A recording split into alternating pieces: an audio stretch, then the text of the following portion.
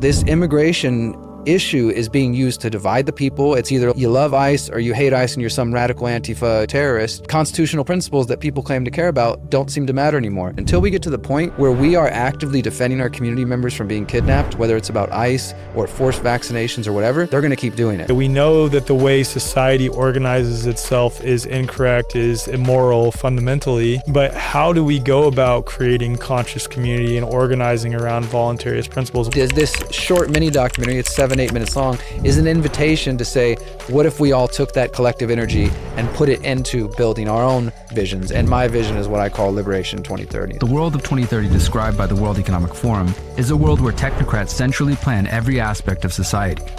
It is a world with no privacy, no personal property ownership, with mandatory digital IDs and digital currencies and social credit scores. It strikes you in your soul, the sentiments that you share behind that feels so fundamentally human. Deep down inside, we know that this is the right way to live. I'm trying to push our movement and anybody who will listen to spend more energy on what we can do for ourselves. Let's not just focus on what they're doing and how bad their vision is. Let's carve a new path.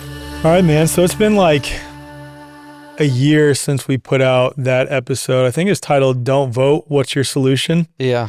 Where we talked about the entire premise of voting, the philosophy of voluntarism, and answered in 1,000 different ways the question, so what's your solution? Because that's what everyone asks when they're just coming into the voluntarist paradigm, understandably. Sure. Right. But then also a lot of people ask it in a very snarky way, like, oh, if you don't vote, so what's your solution? And I think you and I and several others, but I really got to give you credit, man. You've been on the forefront of the voluntarist paradigm for quite some time now and have been speaking out about how Trump is this sort of false hero that is misleading a lot of otherwise freedom-oriented people. And we're coming from that frame of mind when we had that discussion during that episode. And I think we got a lot of positive feedback, but then also a lot of people who, not just because of that episode, but because of our general stance, sort of ostracized us that also themselves claim to be freedom-oriented, whether it's people who are just supporters on social media of the larger freedom movement, which that term has sort of lost all meaning at this point anyway, or influencers, so to speak, or other activists or thought leaders, whatever term you want to use there, have sort of kicked us to the side for our perspectives in a variety of ways. And I think it's pretty interesting now. We're almost a year past that first interview, and that was just before the election happened. And I think it'd be good to just give an updated perspective on everything and share some updates on the sort of landscape that we see politically. Yeah, I mean, wow, where to start, right? It's hard not to start with, I told you so. But I'll just get that out of the way and allow that ego moment to exist there of, to be real, as we were saying a few moments ago, it's hard to not take that stance. And I only say that because as somebody like you, and I imagine everybody listening to this, who cares about the future of humanity, it's frustrating to see things that appear so obvious, as we sat here a year ago and talked about right before the election. And I had other conversations with Ian Carroll and other folks that were all, amicable, but was really trying to hammer the point home of like, look at these different connections with Trump, look at these people surrounding him, look at these relationships. I think it's clear where this is headed.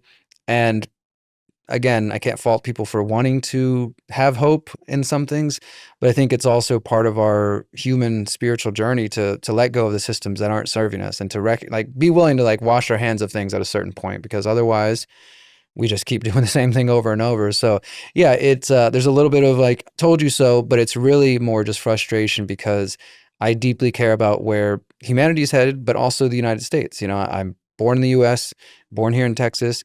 I don't live here full-time anymore, but the rest of my family does. And I certainly care about the direction of the country, whether I'm here full-time or not. And I also understand that what might happen in the U.S. could greatly influence the rest of the world, Absolutely. Especially all their partners. And, people follow the trends that are set in the U.S. And if those trends are totalitarianism, then we should expect other countries to follow suit. So yeah, it's very frustrating. Or vice versa with the way the world's going right now, Yeah, exactly. too. It could work both ways. Yep. So yeah, it's frustrating as a challenge to not spend all my time trying to, go around doing that. But as I'm sure we're going to get into, I think that probably everything that I said, and I don't want to, I always hesitate to say predicted, because I think it's not even a matter of being like, hey, I predict this is what's going to happen. It's like, you just read the tea leaves of what's in front of you, Right. and you don't have to make any predictions. I think you're just looking at obvious connections and then seeing where it's going to head. And unfortunately, here in late October 2025, it appears like the relationships Trump has with the Zionists, with the technocrats, are still very strong, if not stronger than they were prior to the election. Yep. And all of those things have come out front and center. And I think that this MAHA movement has largely been betrayed. I mean, there's a few things we could point to that, maybe a deeper discussion on vaccines has been brought about just by Kennedy being there. But I think overall, the things people were hoping for haven't happened yet. And again, some people say, well, give them time. It's still 3 years or whatever. But I don't know. I still reserve my my skepticism. And yeah, for all the people who call this black-pilled or negative or doomer, I think that hopefully they're having moments of reflection. Unfortunately, it does seem like there's those who are having moments of reflection, but it does seem like there's also a big chunk of people who have dug their heels in even further. And I know we're going to get into it throughout this conversation, but you mentioned influencers. Like, I think it's probably one of the most detrimental things to the search for truth right now is the algorithmically promoted influencers out there, Yep. names like Benny Johnson and others that come about, that no matter what Trump does, they're going to promote it, just it's the best thing that's ever happened. This is a historical moment, and ignore everything else and just talk down to everybody who calls out these things. And I think that's very detrimental, because as we see and as we understand, I think we both understand that we have influence on a certain sector of people who might value our opinions. And when you have 5 million plus followers out there and you say everything Trump does is good, there's a certain crowd that's going to want to have their biases confirmed, and they're going to just champion that and cheer that. And so I think that's been very sad to see, and frustrating too, as well, as somebody like yourself who's trying to put a more balanced, nuanced message out there. There's something about our messages though, dude, and I would say there's a few others like us, where we offer a sort of third approach, because there's multiple false dilemmas happening. Obviously, the left and right dialectic is a complete false dilemma, but then there's a secondary false dilemma too, where it's statist or black-pilled anti-statist. Mm-hmm. Or like, they don't even self-profess as an anti-statist. It's more just like, oh, it's not left or right, but we're all screwed. Yeah. And that's what's commonly shared on platforms, primarily X, I would say. I think it's one of the worst for sure. It's one of the worst, right? Yeah. And like when we have a message like ours, which is, okay, we're anti-statist, we're pro-human, and we are incredibly optimistic about the future of humanity, because we know the innate power that we have as individuals, but also as a collective of individuals who are on the same page. Those messages, whether it's the algorithm or just the nature of people to latch onto something that is just very doom and gloom, that gives them an adrenaline rush, spikes their cortisol, I don't know what it is, but those are the types of messages that proliferate rather than ours. It's not that we don't get engagement, but I mean, I see it in my own posts, dude. If I make a post that is very empowering, that is calling people into self-empowerment, crickets. If I make a post that is calling out the pharmaceutical industry or something like this, it tends to go a little bit more viral than the other ones do. Or if you say something about Jeffrey Epstein, that'll get a lot more attention. Like, yeah, there's certain topics, and when I see you out on Instagram or Twitter or elsewhere, and other people who I think are of the same kind of milieu of us, the same mindset you were describing, sometimes it feels like we're in a sea of insanity, and every now it's like, I see you over there. Totally. Keep trying to reach people, but we're having to overcome. I don't even want to think it's just human nature, because I do think there's a certain element of humans are drawn to drama. Like, people, like, what's the whole thing with like stopping and looking at a car wreck, right? Like, we want to see, we want to stop. And so traffic always builds every time there's a wreck. People can't just drive right by. They have to look and see. And I think it's that same thing where people are drawn to what's the latest scandal of Epstein or this or that thing. And okay, building a garden, yeah, I guess that might be cool, but that's not really that appealing. That's not exciting. It doesn't trigger, that cortisol like you were talking about, and dopamine and all that stuff. And then now that we're at a point where it's been monetized because of the algorithm, and even terms like rage bait, it's not just clickbait, it's like rage bait, specific things that are out there that are just to upset people, even if they're not based in truth, or they have partial truth, or even if they're wholly truth. But the only purpose the person put them out there is because they know they're going to get clicks. Totally. They know they're going to get money out of it. And I think that is, it's been going on, for a decade now. The social media has become the big landscape. But I think I've noticed a noticeable difference in the last year or two of that type of content rising to the surface. Yeah, 100% agree with you.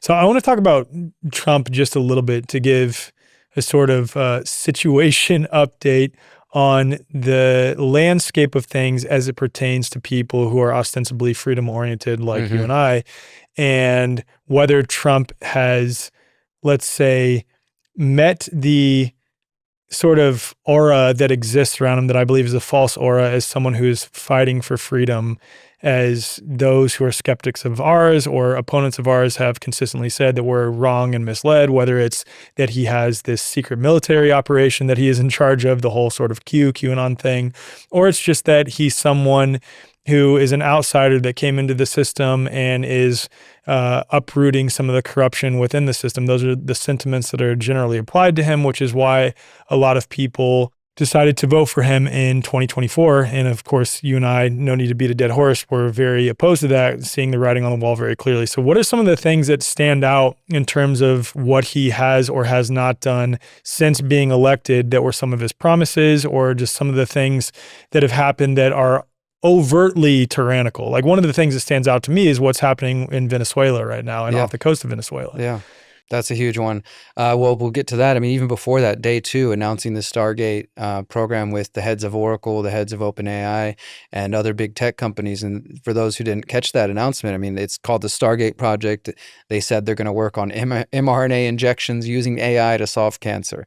So, I mean, right off the bat, of course, it shouldn't be any surprise because this guy was the head of Operation Warp Speed, but still, a lot of people thought there was going to be going in a different direction. To me, right away, I mean, that just was like, okay, this is where we're headed, right? The big tech folks are in the house. They're announcing these big investments. So that to me was a big indicator. I'm currently finishing up a series for The Last American Vagabond where I write articles. It's just called the Technocratic Trump Administration. And I have 2 parts out so far. By the time people are hearing this, there'll be 3 or 4 parts to it. And the reason I wanted to write this is really for what we're talking about here. It's 10 months in and a lot has happened. And if you do have family and kids and a job, it's hard to keep up with. Sure, you see the headlines going on, but there's so much happening within the Trump administration, which I do believe is by design. And the article I talk about that you have 2 major influences. For one, since Trump has cozied up with the big tech CEOs, I just call them the big technocrats because that's what they are. Like Zuckerberg, you got to remember Zuckerberg was infamously quoted in, I think it was 2009, saying that the Facebook motto and the philosophy was move fast and break shit. Like that's how their mindset was. Like you just got to do things. Who cares what the consequences are? That's how you get to better things. So now that they're cozied up with Trump, I think that mentality is starting to pervade the Trump White House. But then you also have people like Steve Bannon, who was very influential in the first Trump administration. He's not so much there, at least as far as we know publicly, in this new one. But he's infamous for saying, flood the zone with shit. Just flood it with shit. And he was talking about the time as like, and as a way to overwhelm the media and to overwhelm the Democrats. But I really think that these 2 ideas of move fast and break shit, flood them with shit, and as well as Trump's own mentor, Roy Cohn, who has a whole history of pedophilia and things that Whitney Webb and others have talked about. He also had a philosophy for dealing with the media and dealing with your opponents. He said, you sue them, you move fast, you just beat them up until they can't even, respond. They're overwhelmed. And this is all converging in the way that Trump's second administration is moving. So they're moving very quickly, whether it's the rollout of ICE across the country. And I know that even within our, like you said, the term freedom community is kind of diluted now, but I'll use it for sake of having a term there.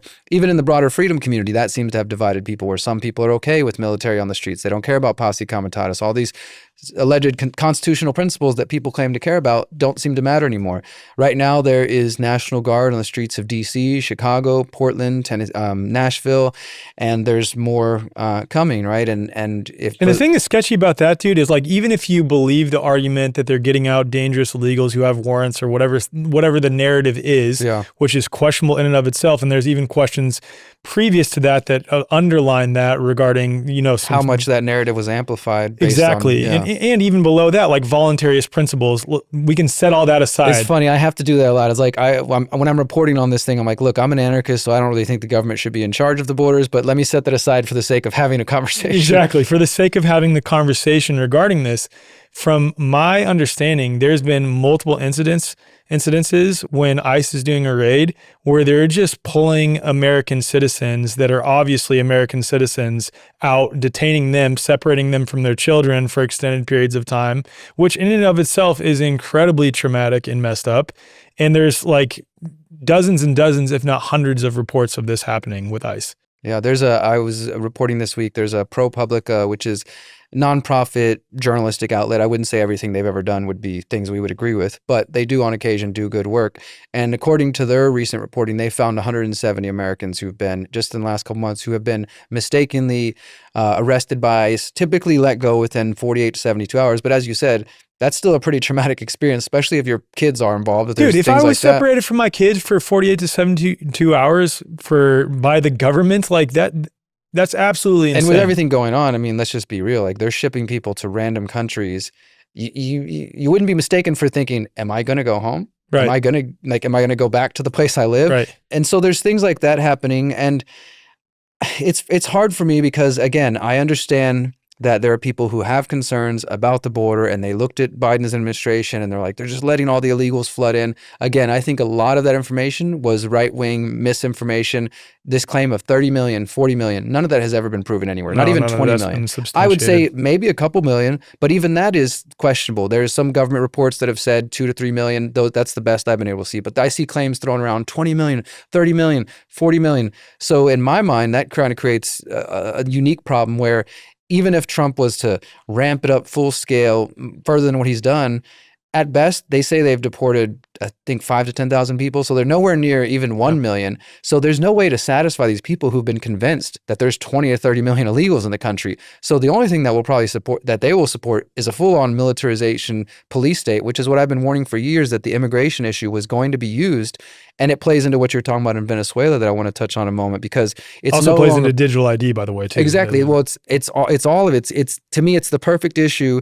We've gotten past, for the moment, the biosecurity state, COVID and everything, the failed war on drugs. We thought that was done. The war on terror. Well, now they're kind of merging it together with the war on narco-terrorism. And so now it's not so much about the Middle Eastern Muslim terrorist. It's about gang leaders, cartel members, drug dealers. Though, if you get that label put on you, or Antifa or something like that, then, you can be black bagged, essentially. You can be taken away, you can be shipped to a different country. And right now, much like we saw post 9/11, there's a lot of Americans who don't have any sympathy. I mean, just this last week on social media, I had some lady tell me that, and it just feels like, wow, 20 years, we're still in the same place. She said, if you're an American and you're innocent, then just don't ask questions, just go along with it and you'll be released free. I mean, don't do this know your rights crap. This is literally what I was told, is like, if you just comply, everything will be okay. And I just like, wow, that programming. This is a person who thinks she's awake, by the way. She's, thinks Trump is a hero and this and that. And okay, some Americans were, rounded up. It's a mistake. It's bound to happen. They just need to comply. Stop resisting and talking about your rights.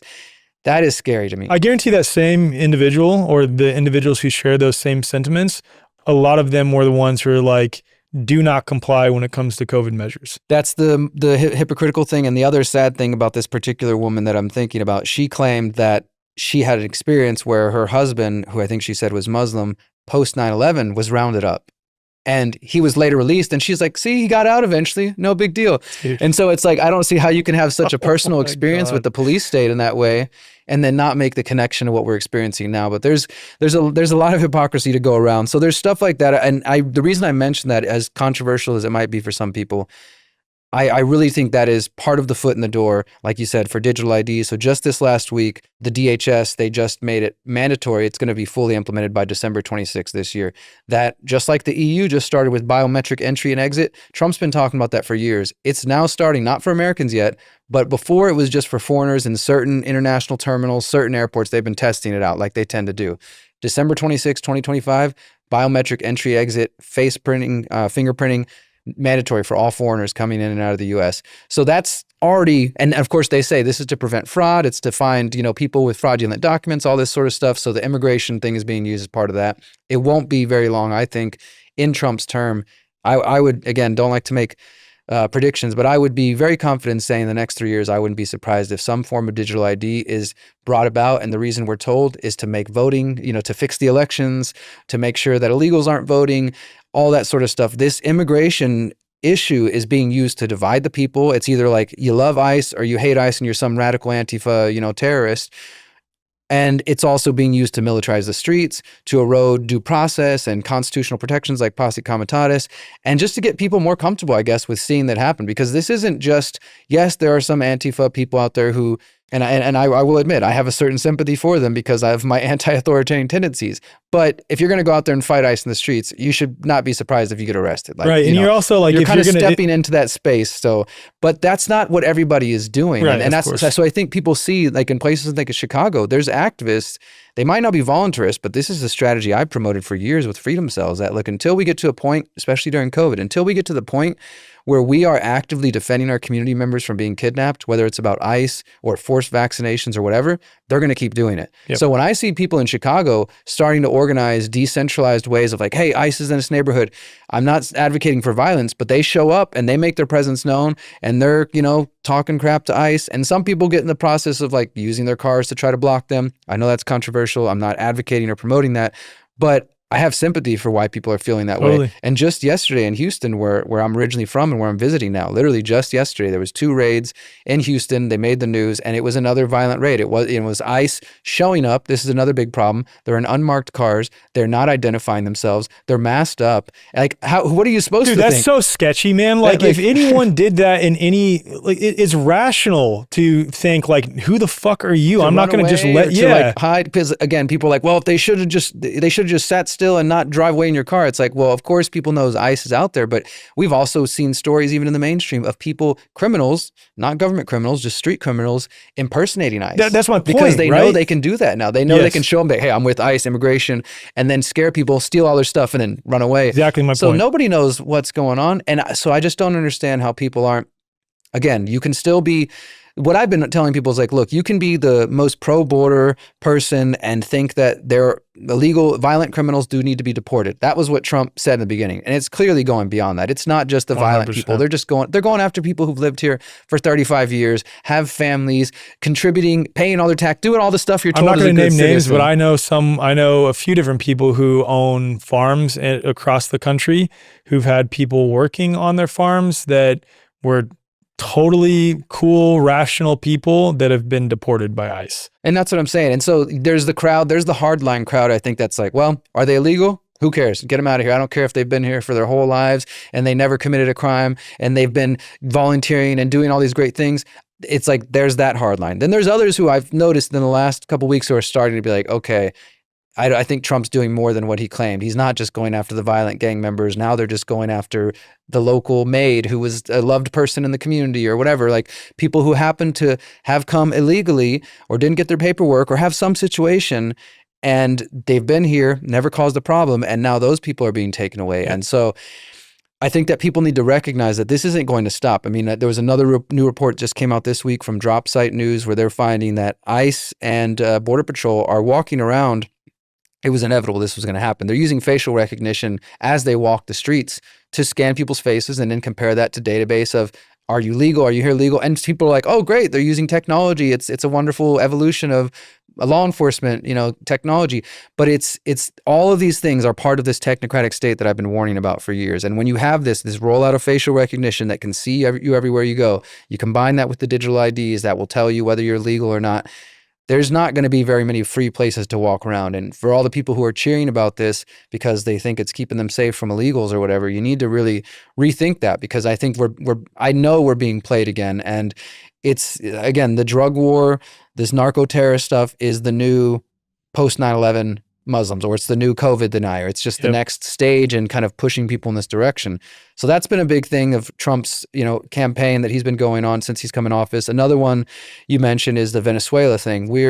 By the time this episode comes out, I wouldn't be surprised if the U.S. has attacked Venezuela. Yeah, I wouldn't be surprised It is imminent. Like right now, there are, I think it's 3,500 Marines there as of the other day, dozens of jets, you got Black Hawks, you got nuclear powered subs. I mean, they're building their arsenal and putting it in Puerto Rico, putting it near the coast. Yeah. They're clearly preparing for things, and they've been bombing these random boats in the Caribbean that they claim are drug dealers without providing any evidence, not even to the people. They claim they have some classified opinion that they shared with Congress, but Nobody's seen it. Nobody knows what. It's just like Bush and 9/11 all over Dude, again. it's wild seeing Pete Hegseth share that on Twitter.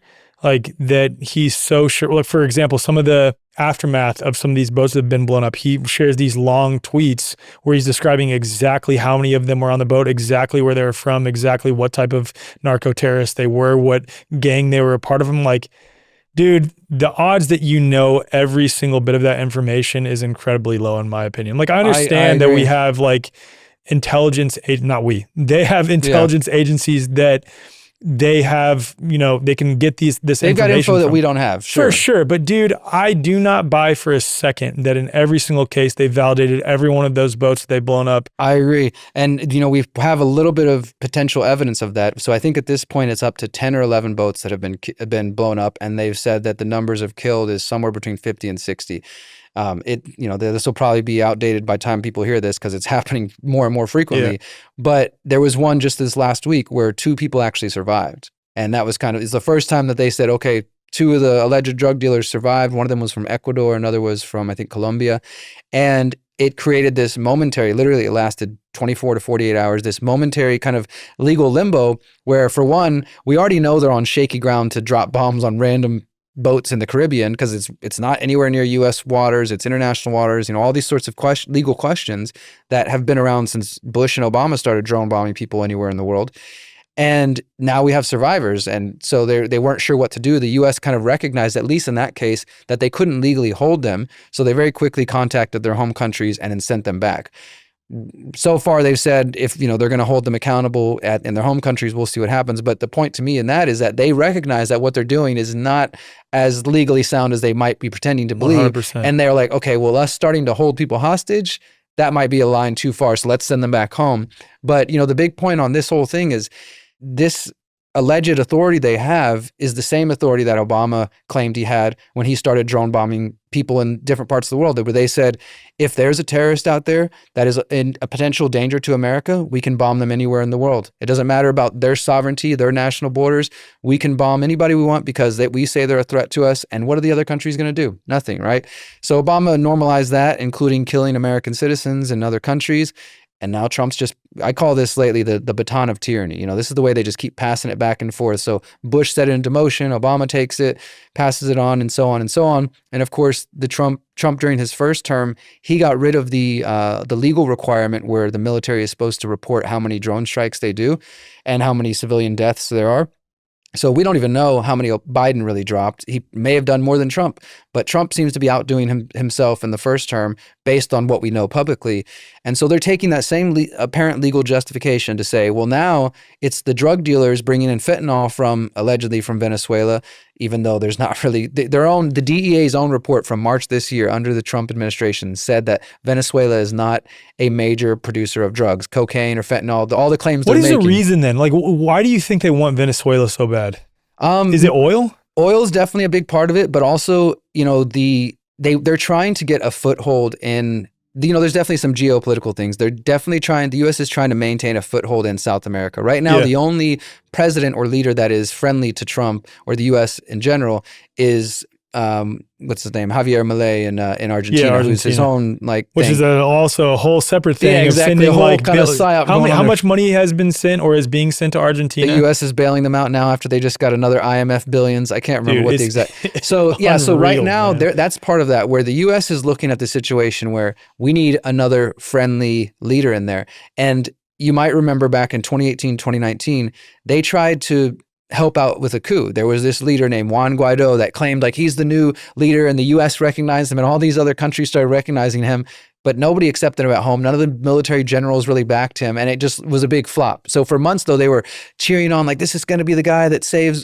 Venezuela, and it failed. Well, here we are now, 2025, and there's a new resistance leader. It's a woman. I can't recall her name, but she literally just won the Nobel Prize about a week ago, Peace Prize. So it's already the things are being set into place that this is the woman. She's resistance in Venezuela. And I believe she's going to be who they prop up if they do decide to go through with this regime change. And because that's what it's really about. It's about regime change. This is not about trying to stop drugs flow and getting to Americans and helping us out. This is about trying to install a puppet into a big country in South America so they can have another foothold. And I think there's probably also, they want to just maintain that U.S. hegemony and influence down there. And the crazy thing to see is that just in the last week, President Maduro in Venezuela, which again, to anybody hearing this, especially any Venezuelans, this is not a defense of this guy. Like I support the people of Venezuela, not any of the presidential tyrants around the world. This guy, I'm sure, has his own corruption and own things going on, but I can guarantee you it's not good for Venezuelans if the U.S. goes and gets involved over there. But just this last week, the president is saying, and he doesn't speak much English, but he's speaking in English and saying, no war, no war. We only want peace. We only want peace. No more crazy war. No, like he's kind of at this point seeing that he's potentially the next Saddam, the next Gaddafi. And he's like, look, we don't want war. A couple weeks ago, he was kind of being a little more bold and saying the Venezuelan people are ready to stand up if this happens and this. But now I think he realizes like they're getting all their boats lined up. It's becoming more and more imminent. And Marco Rubio, the neocons from the Bush era, are in Trump's administration. So it's like, it's not like Trump is any different. This is another point to me of like why people should be skeptical of him. The same political players and philosophies for all Trump's sort of chaotic moves and he's a wild card or whatever, he's still bringing the same kind of agenda about the same people. So that's another big one for me is Venezuela, ICE, the cozying up with the big technocrats. Another couple that I'll mention briefly that I've touched on in my new series is, so Larry Ellison is the head of Oracle.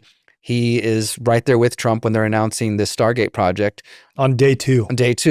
Larry Ellison's son, David Ellison, he owns Skydance Pictures, which just recently merged with Paramount, and now it's Paramount Skydance Corporation. So they own MTV, Comedy Central, CBS affiliate stations around the country, CBS News, a lot of big publications. Both of them are very outspoken, adamant Zionist and, friends of Israel. And so you're starting to see all these different technocrats that are allied with Trump they're going after the media, consolidating the media. Ellison is apparently part of the deal to make TikTok owned by the US, and he's going to be a part of that. So all these people who are favorable to Israel and who are technocrats in their own right, Oracle, their first customer was CIA from the very beginning. You can go back and find a 2002 New York Times piece that Ellison wrote post 9/11, where he was already calling for digital IDs back then, saying we need a digital database to track people. Unreal, so 20 years later, this guy's in the White House with Trump. Yeah. And, I could go on that these relationships, there's also attacks on the media that I think, again, kind of like the ICE thing, the freedom movement isn't quite taking the nuance that I think is necessary to understand what's happening. Just one brief example, Pete Hegseth announced in the last couple of weeks new rules for the Pentagon press corps. And it was essentially a loyalty pledge. It said, you got to sign this and agree to all this. And the big part that people had a problem with was that it said that the journalists who work in the Pentagon can't release information, even if it's unclassified, unless it's been approved by the Pentagon. And that's not journalism. Bro, that's insane. That's not journalism. That is insane. That is literally like... In some ways, I appreciate it because it's like state-sponsored media is now overt rather than covert. And what I mean by that, I don't appreciate it. But what my point is previous to that, we'd be lying if the CIA through Project Mocking or Operation Mockingbird and these other projects that they have wasn't infiltrating all sides of the media. But now it's like overt. Just as the Department of Defense has now changed to the Department of War. It's like at least it's out in the open, right? At least it's out in the open, exactly. Yeah, well, and so because of the point you're making, this is where I think some people are kind of getting a little bit, maybe just let me offer a different perspective. Because what I see happening is people are like, oh yeah, good, screw the mainstream media. They lied about 9/11, they lied about COVID, Project I'm not condoning it. No, this is what I'm seeing out online, and especially from the MAGA crowd, or they're like, yeah, Trump and them, they're sticking it to the mainstream media. People celebrating. There was pictures of the mainstream press walking out with all their stuff in boxes in hand, and so people are like, yes, get them out of there. But what people need to understand is that every major story we know about, including what you mentioned with Operation Mockingbird, which was the infiltration of intelligence agencies and American media, where did those revelations come from? Corporate media. Yes. Where did we learn from MK Ultra about? From corporate media. These were leaks, these were congressional reports, but still, these came about from the mainstream media. And the reason I say that, look, we could argue, well, it was a purposeful leak, it was limited hangout. Sure. But at the end of the day, I think there's just this very narrow and black and white view that I tend to take personal as a journalist, as somebody who takes that title very seriously, even as an independent journalist, that people think all mainstream lies, all alternative good. But that's not how it works. Think, I mean, exactly. like there's 100%. literally hundreds, if not thousands of employees at the New York Times or at the Washington Post or at your local news station. And not all of them are CIA agents. Some of them are doing good work that you've never heard of. They're not influencers trying to be big people on social media. They're just out there doing actual, it might not be consequential, huge, front page stories, but those people are doing good work. And so I see people kind of painting with this broad brush of good. If anything bad that happens to the mainstream media is good for the people. But what I'm seeing is like, look, the fact that 60 outlets chose to walk out, nearly every single one, the only one who didn't walk out was One America News, because they're pretty much already beholden to Trump. Of course. So they all walk out, including Fox, Daily Caller, Washington Times, conservative news. They didn't sign it either. They were like, we're not going to. Pete Hegseth used to work for Fox News, and his own outlet was like, we're not signing this. So you can't argue, oh, that's just left-wing media and they don't want to, because they're liars. They all said, no thanks. We'll report on the Pentagon from outside if that's what it takes.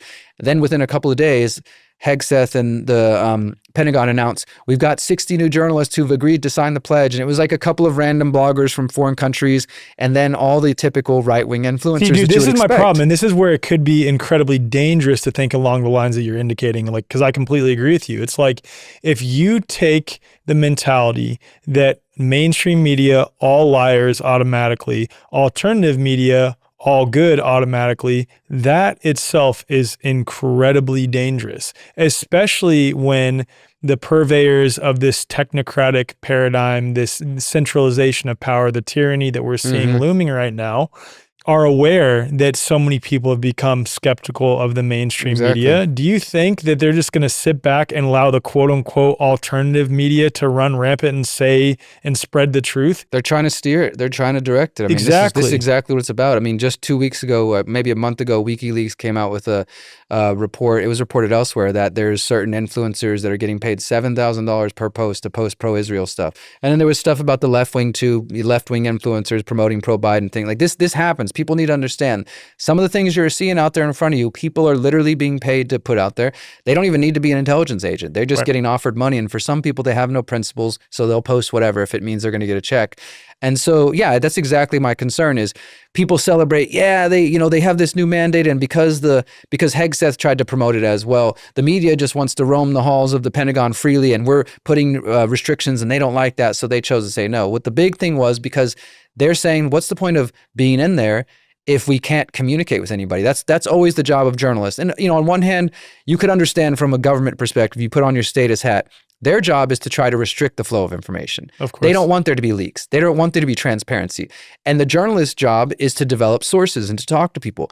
So you do that, you hang out at the Pentagon, you meet some officials, and they become friendly with you, and they might start sharing things privately to you. They're trying to prevent that. So this new pledge of no information coming out unless it's been approved is about trying to stifle that flow. Well, now they've announced they got a whole new slew of influencers who have agreed to sign the pledge. So anything coming out of the Pentagon from those journalists is going to be things that they've approved and that they want out. So, I mean, like you said, it's going from being covert, and this again is not a defense of the mainstream media and everything they've ever said. It's a defense of transparency and truth. And I think we need transparency. We need truth if liberty is going to thrive. In a society without transparency, liberty doesn't thrive. Amen, dude. So well said. And what I meant by I appreciate it is it's like, I appreciate that at least they're not lying now. They're being overt, that it's like, we only want state-sponsored media. You know what I mean? Yeah, exactly. At least that's out in the open now.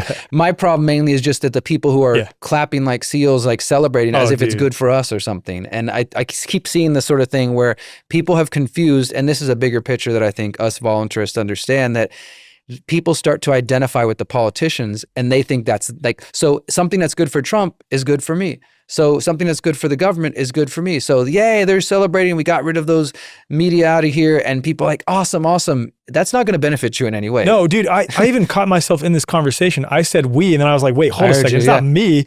I'm not the one doing this. It's a tricky thing. Whenever I see that, when people are like in the comments saying that, I'm like, can you tell me who is this we? We're discussing. Exactly. Like, I am not a part of the state. Yeah, I didn't bomb anybody. I didn't authorize like bombs to go off in Venezuela and things like this. Like, it's crazy how much that self-identity sort of creeps in. And it's like, I do identify with the American people, but so many people that are of the American people automatically self-identify with the state itself. Yeah, I think we talked about this a little bit last year with Trump, but in a broader scope, like just politicians in general, where you criticize RFK or somebody for a policy they have or an idea they said or something they said, and people clearly take it personal. Yep. Like they're not just able to kind of separate that and say, okay, I hear what you're saying about this individual that I happen to like, and here's why I disagree with you. They feel personally attacked by it. And I think that is absolutely part of the programming. And it's not that there's not groups that we can choose to be a part of. Like you said, like you feel like you're a part of the American people. I just said us voluntarists because I feel like that's something I'm okay with. Freedom cells. Exactly. But when you find yourself saying, well, we had to go do this, and you're talking about the government, you're talking about the military, that's not you. Like, don't personalize that because you didn't bomb anybody. You didn't kill anybody. You didn't extort people. You didn't do those things, you know, and it's important to pull that out of your mind, as silly or simple as it might seem, because that is part of the programming for sure. It is. It's absolutely part of the programming. Speaking of influencers, real quick, I thought this was really funny to reflect on. Remember within the first, I don't know, week or 2 weeks, that a bunch of conservative influencers were flown out to the White House and given these Epstein binders. And then now the same people who are giving those people Epstein binders are coming out and saying that the whole Epstein thing was a Democrat. Isn't it wild, man? I mean, it's just... It's so funny. It's hilarious. I went to D.C., might have been early September, when there was a big press conference where they had some of the new victims coming out, and Thomas Massie was there, and Marjorie Taylor Greene, and some of these politicians. And I went there because I've been reporting on Epstein since 2016. I put out a documentary on Jeffrey Epstein October 2018. I went to his house and filmed outside before he was ever arrested and became a household name. So again, for me, it's like I've been following this story for a long time. And even just to be at the point where there's a press conference with all the mainstream media, independent media, Ian was there. There was so many, it was a circus, and the Capitol building's right there. Even that was just like, wow, okay, this is still being covered up, but this has come a long way. Like, they can't ignore it to this point. But that's what happens is when things, you're crazy, that's not true. And then, okay, maybe it's true, but it's, you know, not what you're saying. And then it's like, let's control it. Let's steer it. We can't control it anymore. Now we need to steer it. Like you were saying, there's a rise of independent alternative media. You can go back to the 2018 purge, the first wave that deleted so many outlets, myself, Free Thought Project, all these old school outlets. Gary Wedler, I think, was deleted at that time. Gary was part of that, yeah, and anti-media, all these different outlets. That was the first wave, and we were able to tie that to the Atlantic Council. It's only gotten worse since then, but since then, podcasts have gotten even bigger. Influence are even bigger. I believe that was one of the first attacks on the independent media, and then there's been more since then, obviously during COVID, so that they could prop up a new crop of approved people that appear organic and appear independent, but are clearly promoting an establishment message, whether it's left or right. But nevertheless, and that's a big part of like the Epstein thing, like you said, bringing in these influencers who are all pro-Zionists, by the way, to come get the binders and make a big deal out of it. And then in the end, we start looking, people like myself start looking at the files. I'm like, this is stuff we've had for 5 years. Like none of this is new. There's stuff that's redacted that we already have that is redacted for no reason. And then by now, of course, Kash Patel is like, no, there's no proof Epstein he killed himself. There's no evidence of otherwise. He didn't traffic to anybody. There's no evidence of that. Like, just completely flipping the script. And I don't get surprised by these things too often, but I am just really like, wow, like it's that blatant. Like they're just literally going to tell people something that we might not know the full details, but people's instincts tell them something isn't adding up here. And they're just trying to sell you bullshit and expecting you to accept it. I just think it's hilarious because they're trying to create the illusion that they're pro-transparency, pro-freedom, pro-justice within the first few weeks of the Trump administration being in office. And I actually said at that time, I was like, look, I think that the Trump administration is going to reveal some very low-hanging fruit, surface-level stuff that is going to get a lot of people to applaud them, be like, oh, they are pro-transparency. What's wild, though, is overwhelmingly, they haven't even done that. Yeah. Like, they've not even done that. Yes, there's been more talks surrounding vaccines and things like this. Don't get me wrong, but I don't attribute that to the Trump administration. There's a lot of independent people like Toby Rogers and others who've done a good job at exposing this and have happened to be given a platform that is a little bit larger now by way of RFK being put into the position that he's in. And again, I think that if there's any positive benefit, or I guess one of the primary positive benefits of RFK being put in that position, because I haven't seen any real world change associated with it, by the way, is that a lot of these conversations are now happening on a larger scale. Yeah. And at the same time, many of them still tend to be a little bit surface level for my liking, if I'm being totally honest. Well, and I think one of the points you said there is so important is that, again, people give the Trumps of the world or the Kash Patels or even the RFK the credit for this. But I've been saying to people beginning, like, sure, RFK, he did his thing. He's been a lawyer. He's done, I'm not saying this guy's never done anything, even though I disagree with him greatly in some areas. But I give more credit to the grassroots activists, to the moms, in terms of the vaccine issue, the moms and people who've been speaking up about these things. It got to a groundswell that, again, the establishment, the predator class, could no longer ignore it. So they're attempting to co-opt it. So I don't give Trump credit for that, the growth you're talking about. Like you said, it's other people who've been pushing in the trenches for years and being ignored, being called crazy, being censored, all the things we know about, that it got to this point where now the mainstream kind of has to sort of co-opt it. And of course, there's still the mainstream that acts like, oh yeah, these anti-vaxxers, but there's also now a lot more conversation. My view is that they're just trying to control it as much as possible. And I was saying the same thing what you were just saying a moment ago before the election, that my view was that Trump would come in, he would give people a couple of scraps from the table, some sort of non-consequential political moves that don't cost him much, including freeing Ross Ulbricht, which I'm grateful for, but I definitely think it was a bargain with the devil that the libertarians made. And I love Ross's family. I was there. I got to see Ross's mom after he was released just a few months ago, and I'm grateful for that. But I don't think it was a good move for the libertarians to believe when he said, I'm going to put a libertarian cabinet in place.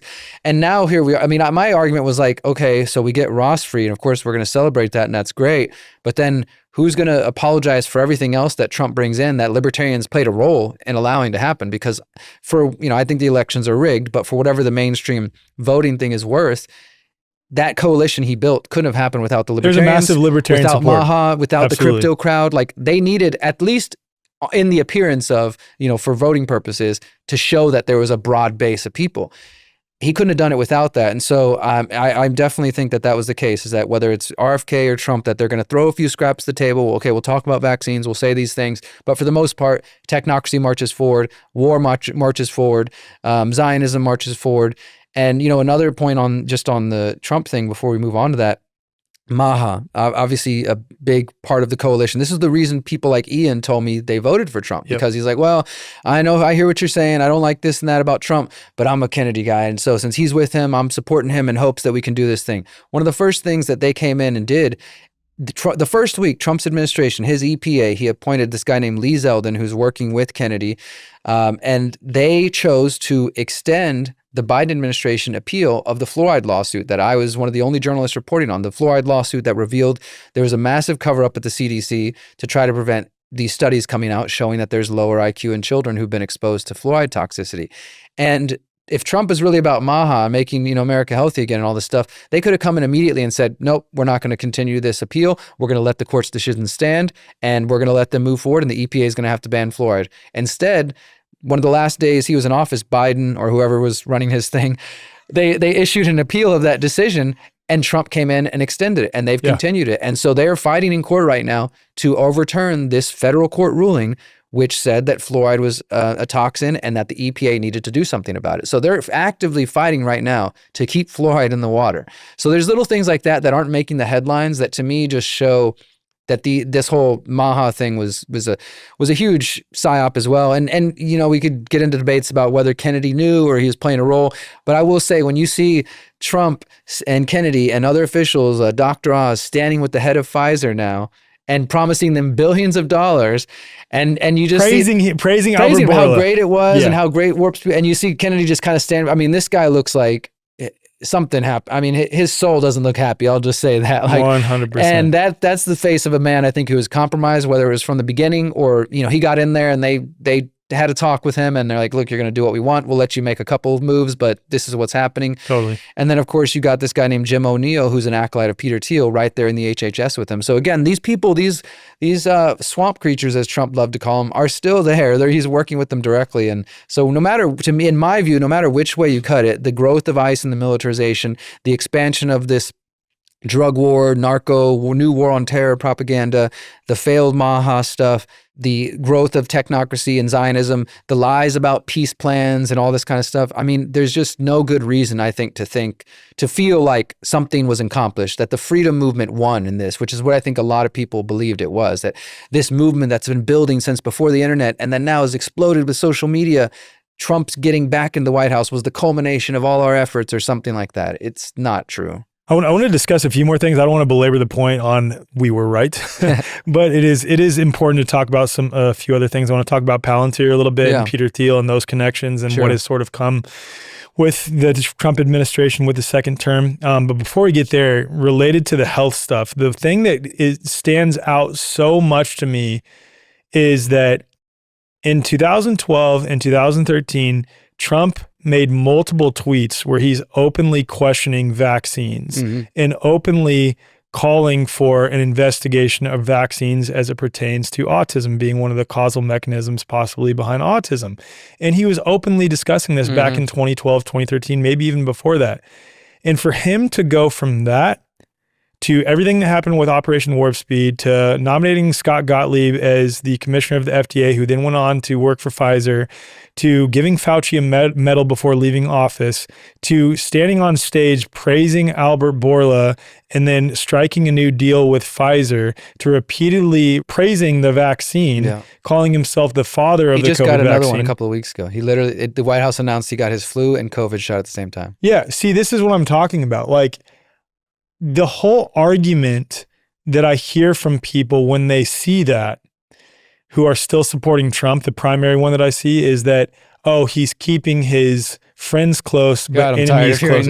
I'm tired of hearing that. I'm so sick of hearing that too. I'm like, what real world evidence is there that he's doing anything to initiate any sort of change and keeping his quote unquote enemies closer? How do you know that these aren't just his friends, literally just his friends?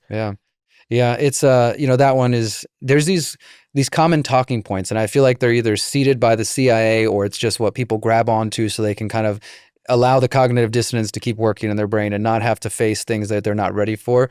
But that one seems to be, it was last year, it was like you're just blackpilled. This year, it's, keep your friends close, enemies closer. I've seen that so many times. And like you said, I mean, to believe those sort of things, whether you're a Q person or just somebody else that kind of lives in the fantasy world, you have to ignore factual evidence that's right in front of us. Yep. Like, I can see him on a stage praising Albert Bourla.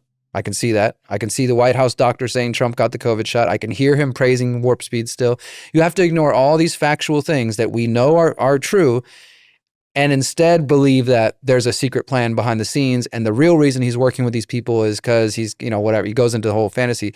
And I think that's really sad that some people are choosing that instead of facing uncomfortable truths. And I think we might have touched on this last year too, that what I've seen a lot of resistance to questioning Trump is because people then are afraid to take personal responsibility because they're like, well, look, I'll hear it. Maybe it is true, but if it's true, this was before the election, then it's going to be full on communism because if Trump's not a hero, then, oh my God, we're screwed and all the bad things are going to happen. Instead of like, okay, maybe that is true. And maybe that means it's time for me to let go of this political idea that we're going to save ourselves that way. Maybe I need to start thinking about how I can take care of my own life, my own family. And that's more work. It's more energy, time, money, etc. And some people aren't ready to do that, don't want to do that. They would rather just keep believing somebody else is going to save them. And I think it's unfortunate because we need as much help as we can get. I'm still very much, there's people who are of the belief that we should stop worrying about waking people up and we should just focus on those of us who get it. Like John talks about this, John Bush talks about the remnant. And I've heard other people say this, like, those who get it, there's even like some biblical sort of, piece of it there. Those who get it, let's focus on cultivating the new world with them, right? And those who haven't seen it, it's too late or whatever.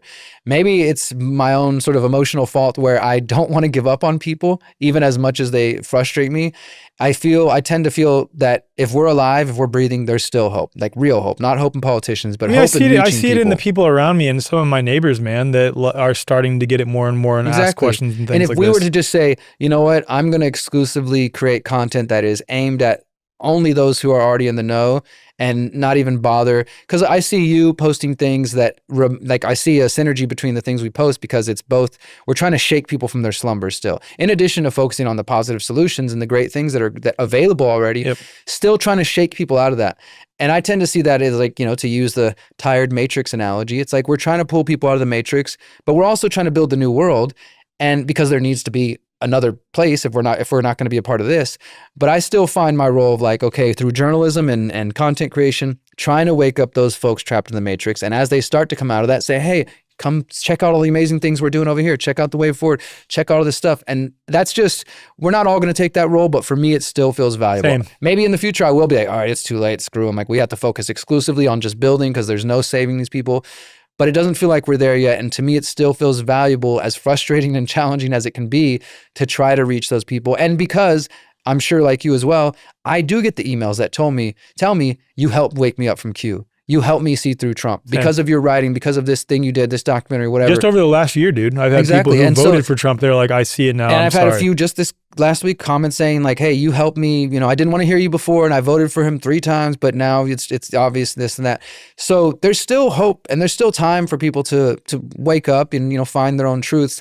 And I think that's important, you know. So I try not to get nihilistic about and overwhelmed, because yeah, absolutely do. I have my days where I'm just like, oh my God, I can't believe people are still buying this. And then my own frustrations with the algorithm, man. I mean, I've had a few rough days over the past couple months where I'm like, damn, I know I'm creating quality content. I know I'm doing good reporting here, but I'm still shadow banned on X. Would you say X primarily, bro? There's something about X with. Yeah. I had massive growth for a little while, and then I've literally just seen it sit still for the last 3, 4, 5 months, and I know it's related to what I'm talking about, and so that's sitting still or going backwards, and.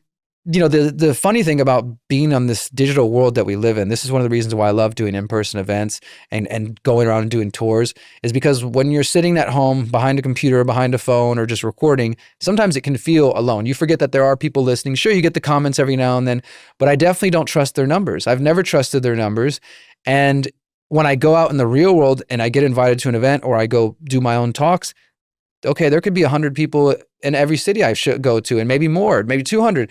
And I'm like, I don't think what they're showing me when I'm sitting at home and starting to feel isolated and alone is accurate. Right. I think the numbers have to be much bigger. And maybe those other people really aren't reaching millions. Maybe that's inflated even. And that's just designed to give that appearance of how powerful and influential that ideas or those messages are. So it's this is the 5th generation warfare. Social media is the battlefield. That's the way the military sees it now. Social media is the battlefield. The internet's the battlefield.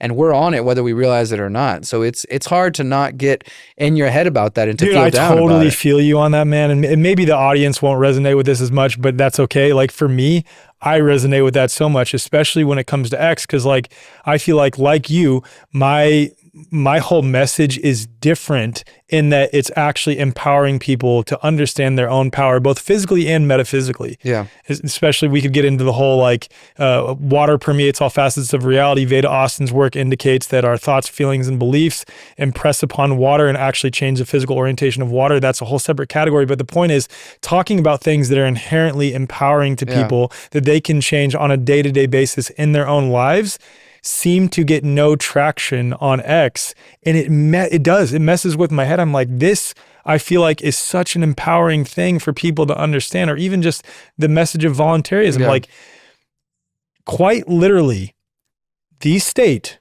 runs off of our conditioned beliefs and their authority.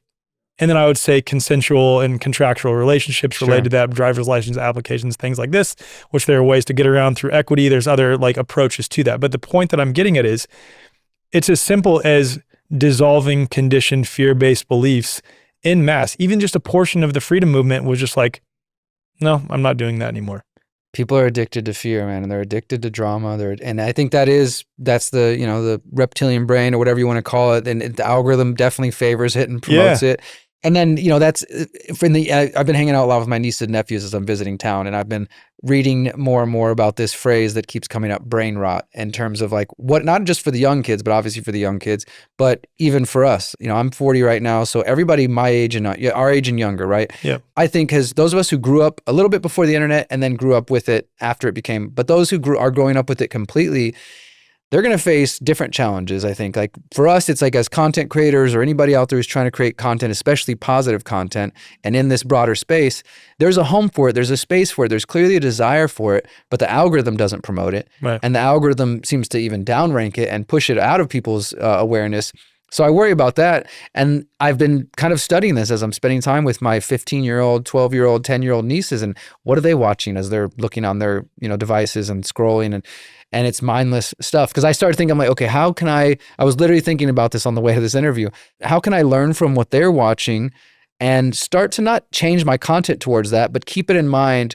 Because for me, I want to have an audience that's not just people my age or our age or a little younger, but what about the kids that are just graduating from high school right now, college? I want to reach them, and that's why I do documentaries, because I feel like that's a good format for some things. But I've been spending a lot of time really trying to understand this, like how can we beat the algorithm when we're in their playground? We're totally choosing to be in their playgrounds, and we understand you have the Way Forward, Freedom Cell Network. We've got these other alternative platforms that serve a purpose and are great in all these ways, but we know that's not where the masses are. No, the masses are still on YouTube. They're still on Apple. They're still on all these other places. So we have to kind of venture into that territory a little bit in the hopes of reaching them. But every time we do, we're at the whims of their changing algorithms, of their propaganda, their censorship, whatever. And so it can become its own psycho-spiritual battle in itself of just trying to okay, I'm going to step into this space, try not to get sucked into an argument or a debate, but also bring that light that I think is necessary and reach those people that hopefully will see it. But it's frustrating when you put it out there and you're like, wow, okay, I've got this many thousands of people on this platform or this one, and this got 10 interactions or likes, and it's challenging. And I think that is part of the psychological operation, because they would love for us to just quit. They would love for us to give up. But sorry to say, whoever's trying, I don't think we're going to give up anytime soon. No, and just like you, when you go to various cities, I'm sure you get a bunch of people coming up to you like, thank you so much for the work you're doing. I really appreciate it. When you go to events, and that's validating to me too. When I go out, I'm like, I am actually making an impact. I am reaching people. It's really cool to see that. And that's why I much prefer the in-person events. And I know we're going to talk about the People's Reset later in this conversation. Because I think gatherings like that are so incredibly important. Absolutely. I mean, I've been trying to just get people, not just the People's Reset, but whatever it is, like organizing your own community, because not only because it serves us and the solutions I think that are relevant right now are very difficult to do as a single person or just one family. So you need that strength and community. But it's, there's a reason that the phrase touch grass has become popular, because I think even people who aren't awake in terms that we would say intrinsically understand, like, we're spending a lot of time on the internet and we need to get outside and we need to get connected with each other. So it's like there's something inside of us as a species that is wanting that. And there's some who are maybe too far in the other direction and they don't quite feel it. But it's important for us to get outside, get connected to each other, and get connected to spirit, because that's really what it comes down to. I mean, everything we're facing is the spiritual battle. Amen. Most healthcare today operates on an outdated mechanistic model, treating the body like a battlefield rather than a self-healing system. You wait months for an appointment only to receive a rush diagnosis that labels you rather than truly understanding your unique health. Even in holistic health, many practitioners rely on endless lab tests and supplement protocols, addressing symptoms instead of the root cause. And the result? Another prescription or supplement regimen that merely suppresses or masks symptoms rather than facilitating true healing, whether the imbalance was physical, emotional, energetic, or a mix of all three. And that's why Dr. Tom Cowan co-founded the New Biology Clinic, to offer something radically different. As one of the most respected natural health doctors in the world, Dr. Cowan has spent decades challenging conventional medicine and advancing a deeper understanding of human biology, water, and natural health. His work isn't just about rejecting the mainstream, it's about offering a more truthful, biologically coherent approach for healing. The New Biology Clinic recognizes that health isn't about fighting disease, it's about restoring balance. You're not a diagnosis, you're an individual with a unique story, and healing should honor that. With virtual consultations available worldwide, the clinic offers a flat-rate monthly membership that gives you direct access to practitioners who take the time to actually listen. Members also get exclusive health live streams, a resource library, and live sessions covering everything from biofield tuning and breathwork to movement and meditation, all designed to support whole body healing. And if you're not ready for a membership, you can book a one-time appointment, sign up for an enrichment-only membership for the healing modalities alone, or schedule a free connection session with one of the care team members to see how the New Biology Clinic can help in your specific situation. This isn't about keeping you dependent on doctors. It's about making you sovereign over your health. Head to newbiologyclinic.com and use code THEWAYFORWARD, and that's spelled The Way, F-O-R-W-A-R-D, for $50 off account activation, or just head to the show notes for more info. If you're a member of The Way Forward, email hello@thewayforward.com for $150 off. Your body already knows how to heal, and New Biology Clinic helps you remember. So one of the things that really stood out to me, and we talked about this a little bit in our last episode, was Trump's relationship, not directly to Peter Thiel, but through J.D. Vance to Peter Thiel and through some other avenues as well, but nonetheless, a relationship with Peter Thiel. Obviously, that relates to Palantir. Has there been any sort of updates or anything worth reporting related to that at all? Because that probably plays right into the digital infrastructure, digital ID, and things like this. I mean, everything we were talking about last year in terms of warning about that relationship is still relevant. There haven't been major revelations in terms of Peter Thiel taking on a bolder role, although, as I said, there's been at least a dozen of his acolytes. I think last year when I was talking to you, I was writing about people who were already kind of surrounding Trump and connected to Peter Thiel. But now, since Trump has actually chosen people, there's at least 15 to 20 people who have worked directly for Peter Thiel, worked for Palantir, or worked for one of Peter Thiel's funds that are now in different positions in the White House, including one person I think is worth mentioning. His name is Michael Krasios, very little known guy in our circles, but he's like the head of the Office of Science and Technology. He went to Bilderberg this year. He worked for Peter Thiel's firm. Like, so there's people like that who are still in there. And I wouldn't be surprised if Palantir is involved with some of the ICE contracts because, as I mentioned earlier, they're using facial recognition now. They've got to be. And they're obviously gaining major benefit from the Zionist war on Palestinian people. They're involved in that, and they're big embracers of the Zionist philosophy. The other development I think which is concerning, people might have heard of it, is that Peter Thiel is becoming very famous for speaking about the Antichrist, and he's becoming more and more, at least claiming to be more and more religious. And to me, this is part of the psyop as well, is like this, all these people converting to Catholicism or claiming that they found Jesus now. Like I'm very skeptical of any of that stuff, with respect to people's religion. I don't think what we're witnessing in that terms is organic. There's people who have concerns about Christian nationalism or whatever, but Peter Thiel himself specifically says that he is a Christian. He also still claims that he's a libertarian, which is, I don't see how you're libertarian when you're taking government contracts and military industrial.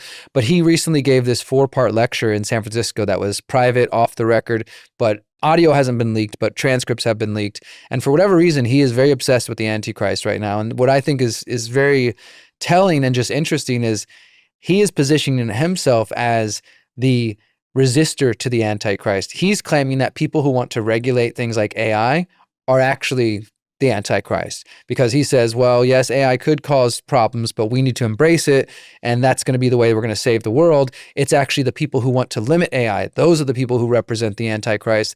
And I wrote an article a few months back talking about how when you look at the people influencing Peter Thiel, J.D. Vance especially, you have people behind the scenes who are a part of this, what used to be called the Dark Enlightenment, and then eventually became the alt-right and is now basically MAGA. Curtis Yarvin is a big one. He wrote in the name Mencius Moldbug was his old blog name. And not to get too into the weeds, but this guy pretty much is a technocrat that believes that, as many of us do, that democracy has failed and that you need a monarch or a corporate king to run things. And J.D. Vance specifically said he was a big influence on him. This guy is a friend of Peter Thiel as well. And there's even mainstream articles writing about it. He got reviewed and written about in the New York Times. So his influence is rising and growing. I don't know why they're giving him airtime, but they're saying like, hey, this is the guy who's behind the scenes. All of the young aides at the White House look up to him as a hero, Curtis Yarvin. And Curtis Yarvin is the man who influenced Peter Thiel, directly influenced J.D. Vance. And so it's his ideas that are being promoted, whether by name or not. And part of his philosophy is that you have to have a counter elite against the so-called elite, what he called the cathedral, which is like the deep state, you might say. But it's funny because they're trying to position themselves as the anti-establishment. But in my view, we're just witnessing at best 2 different billionaire Zionist groups versus each other, if you even believe that there's really a versus going on. Yeah, if there's different factions. Exactly. So at best, though, Peter Thiel, Curtis Yarvin, and these folks are trying to position themselves as the counter elite. They recognize that they're elitist, that they're billionaires, and they have all this wealth and power and everything, but they're saying that they're the ones who are going to protect society from the progressive George Soros, that class, and apparently against the Antichrist, which is just, I don't know, it's astounding. I'm not saying Peter Thiel's the Antichrist, although people might say maybe he's in the running for it. But the fact that this is becoming kind of his new mantra of like giving lectures on this, speaking about it. He talked to the New York Times about it, and he got asked a question like, do you think humanity should continue to exist? There's a really viral clip out there, and he hesitated, he stuttered, he's like, like this guy can't even tell you that he thinks the human species should go on. Such a softball question for like any normal human being. Yeah, try to be answer. normal for a moment, Peter. Just say, yes, of course, we want humanity to continue to exist. What do you think? We're crazy? But that guy is out there giving lectures about the Antichrist, and his relationships, his companies, his acolytes are still deeply entrenched in the Trump administration. You brought up that he's taking influence, or he or JD Vance are taking influence from someone who talks about how we need a monarch or some sort of corporate king or something like that. Do you think that they're sort of propping up Trump? Is that, especially because there's a lot of sentiments being thrown out that he's going to run again, quote unquote, run again in 2028? Yeah. Which, if we're abiding by the supposed laws and regulations of how our government is supposed to operate, that's literally impossible. That's what the I think it's the 22nd Amendment that says the president can't run for a third term. Yeah. And I do believe that they're propping up Trump. Now, I'm not trying to, because there's this false dichotomy of people who are like, oh, you either got TDS or you've got Trump savior syndrome. Right. I'm just saying Trump is the puppet they're currently using. Yes. Maybe it won't end up being him. But at the same time, like you point out with this 2028 talk, which some people say, oh, Trump's just trolling. He just knows it triggers people. But even the fact that somebody thinks that's funny as a president, and I'm not saying like I have all these high hopes of the presidential office. Like we obviously see we don't have a lot of value in those things, but still it's supposed to hold a certain level of esteem, let's say in the normie world. And for a president to be like, even just trolling about violating the Constitution and finding a way to run again, I don't see how that doesn't just trip people up, but they just downplay it. Oh, he just knows that it makes headlines and clickbait. But again, Steve Bannon, just a week ago, he did an interview with The Economist, people can look it up, where he said, Trump is an imperfect divine tool. That's the language they're using. They're saying he is an imperfect tool. He's got, rough edges, but he is the divine tool that we have been handed now to run. And according to Steve Bannon, who again isn't directly connected to the White House as far as we know, but he claimed with his connections, he said, there's a plan that's being worked on right now. He's like, and we'll let you know whenever it's time. He's like, it's too early right now, but there is a plan to get Trump to run again. And one of the ideas they floated was that Trump would run as vice president to JD Vance or somebody, they would win, and then that person would resign, and then Trump would be president again, because but about a week ago, Trump said, oh, that idea is too cute. I wouldn't do that. It's too cute. It's too silly. So he claims he's not going to do that, but the people around him, Stephen Miller, Bannon, and others are saying that they're working on plans. And so, I mean, as crazy as it is, and I know every time MAGA hears that, they're just like, oh my God, you just got TDS. He's just trolling you. But the guy has posted AI images of him as the Pope, as himself as a king, as, all these different things. At what point do we get to okay, maybe he's not trolling. Maybe he really does have this desire. And even if he doesn't do it, he's also helping normalize that idea that there's even a pathway to do it. It should be rejected by people left, right, center, all across the board if they actually believed in the Constitution in any way, which I'm not a huge constitutionalist. It's got a lot of flaws. But if that's your sacred document, then everybody should be ready to say, no, we're not going to sell Trump 2028 hats. No, we're not going to even play into this idea because we know it's not going to happen. And instead, they just kind of are playing coy of like, oh, I might run again. A lot of people want me to run again. And it's just dangerous to me, man. It's the fact that those ideas are even being normalized in any kind of way is not setting a good precedent. This is a good segue into talking about the No Kings protest, because I have a lot of problems with the No Kings protest. Like, one is that the idea that this man is so influential in your life that you feel the need to go out and protest against him and sort of form a quasi-identity surrounding another man is problematic. That's one piece. The second thing is a lot of the people who are No Kings protesters were the same ones telling people to mask up and telling people to stay inside, to stay 6 feet apart. And then the third thing is they'll say No Kings on one hand when, they're opposing Trump, but the moment we can get our quote unquote king into office, we're going to do that at our first chance for sure. Yeah. But I could also see, setting all three of those glaring problems aside, how if Trump is sort of pushing himself as this individual, propping himself up, or allowing the people around him or promoting the people around him who are propping up as this sort of like pseudo king figure. I mean, to be clear, like you could say he was trolling and doing this, but it's also like, dude, come on. When he posted that video of himself. That was an AI video of him in a fighter jet with a king crown on, which I thought was kind of funny because it's like, oh yeah, he's trolling, but at the same time, it's like that the Q crowd, which is still very large, or like the people who very clearly have Trump worship syndrome, which is still very large. Yeah. The MAGA crowd, they kind of want that. They want Trump. They love it. They love it. And they don't think of it as just trolling. They're like, no, we literally want, just like you're talking about with Steve Bannon, things like this, saying, no, we're working on some way for him to get back in. So it's like, I don't know. What is your take on the No Kings protest? Do you agree with the first three things I said first Absolutely, off? 100%. So I went to the June protest in Houston, and then I went to the one that just happened in October. I just happened to be in town both times and decided to go there. And I didn't go so much as a protester. I didn't have a sign in my hand or anything like that, although I definitely agreed with a lot of their concerns, but also had the same issues that you were mentioning there. But I went there as a journalist to interview people because I feel like I'm constantly like battling psyops from propaganda from both and all sides. Yeah. And the big propaganda coming from the right side and the MAGA is just the entire movement is funded by George Soros. The entire movement is funded by billionaires.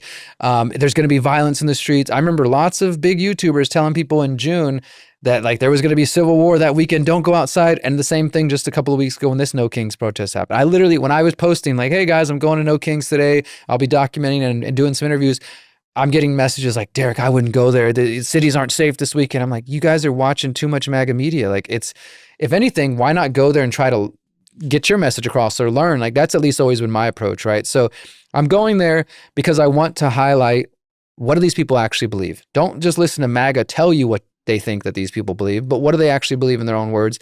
And to try to confront them a little bit with some of those hypocrisies you're talking about. So when I went in June, I really didn't throw anything back in their face, and I mean that nicely. I wasn't doing anything controversial. I also wasn't trying to do gotcha journalism, which is that's what you'll see too on both sides of the spectrum. Yeah, that or they'll take, interview 20 people and only show the one that is the most extreme version. Exactly, and that's what I'm saying. Like I didn't want to do any of that. There's plenty of that, and to our talk about how to go viral, I guess if I did more of that, I'd get more hits and clicks, but that's just not what I'm after, right? So I interviewed about 4 or 5 people in June, and this one in October, I did the same thing. I interviewed 4 people, and of those 4 people, there was a young dude who I'd say 20, 22 in that age range, a gentleman in his 60s, maybe 70s, because he said he was around during the civil rights movement, and then 2 ladies, one who was dressed like a handmaid, and then another one who was dressed in like one of the, blow up things. So that's becoming really popular right now. So I picked like a pretty diverse crowd of people,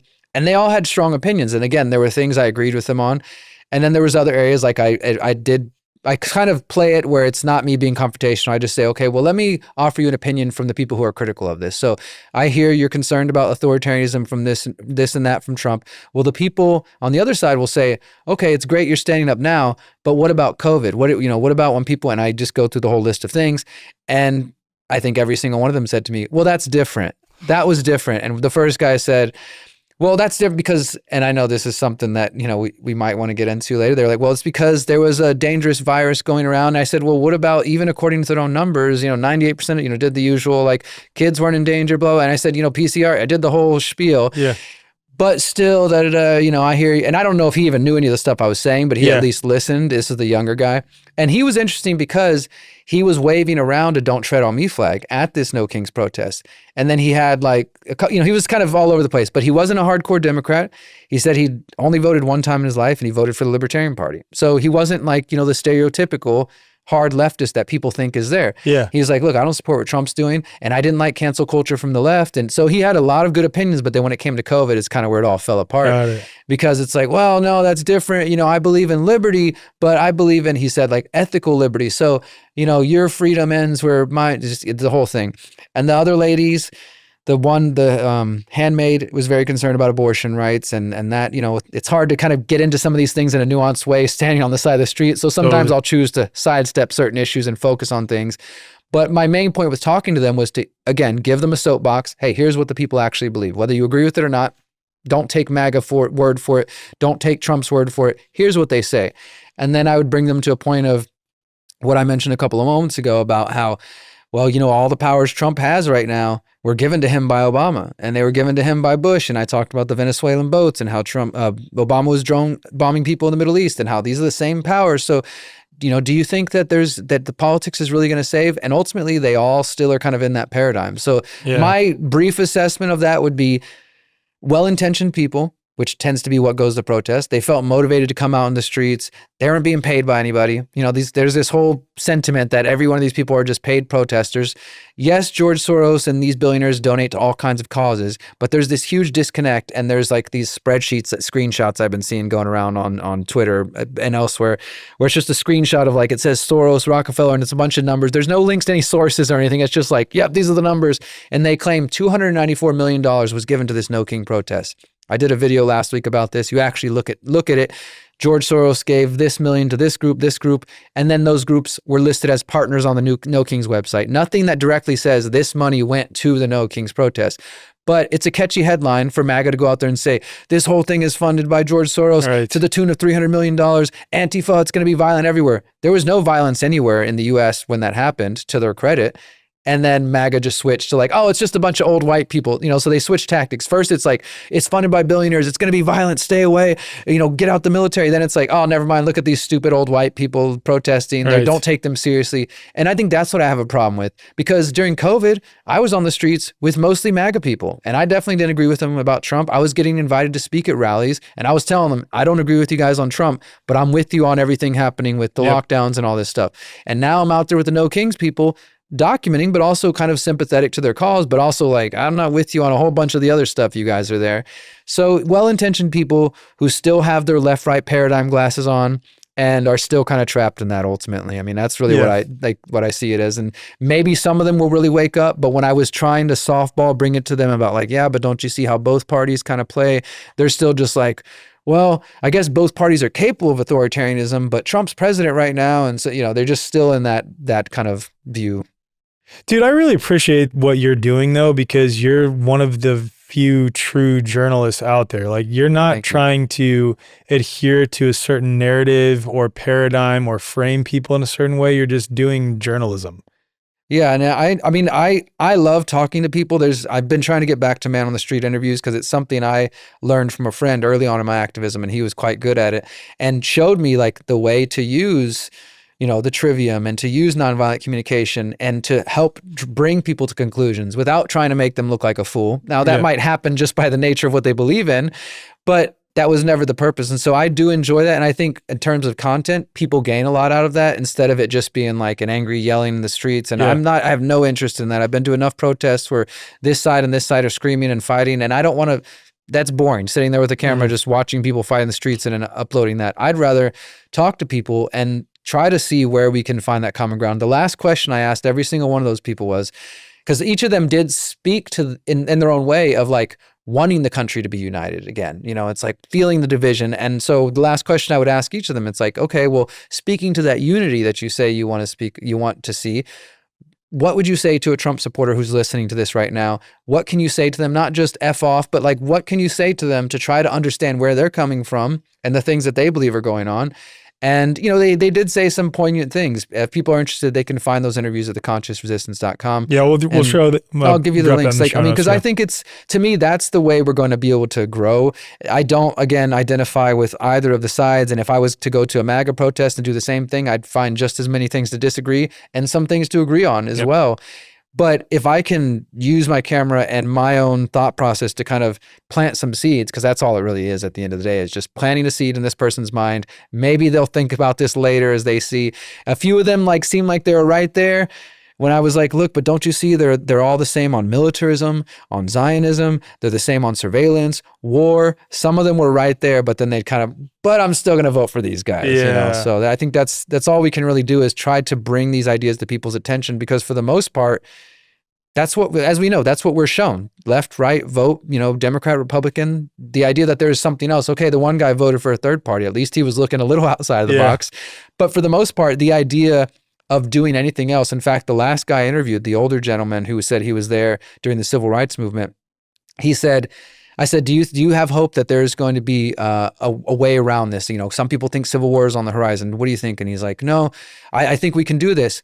He's like, because we're not a country that chooses violence. We're going to vote our way out of this. And I asked him, I said, do you think politics or violence is the only way? And he's like, I can't think of anything else to do. And then I kind of gave him a spiel about exit and build. But, like that's just where people are. This is like, yeah, politics, violence. What else is there, right? That's where a lot of people's mindset and consciousness is right now.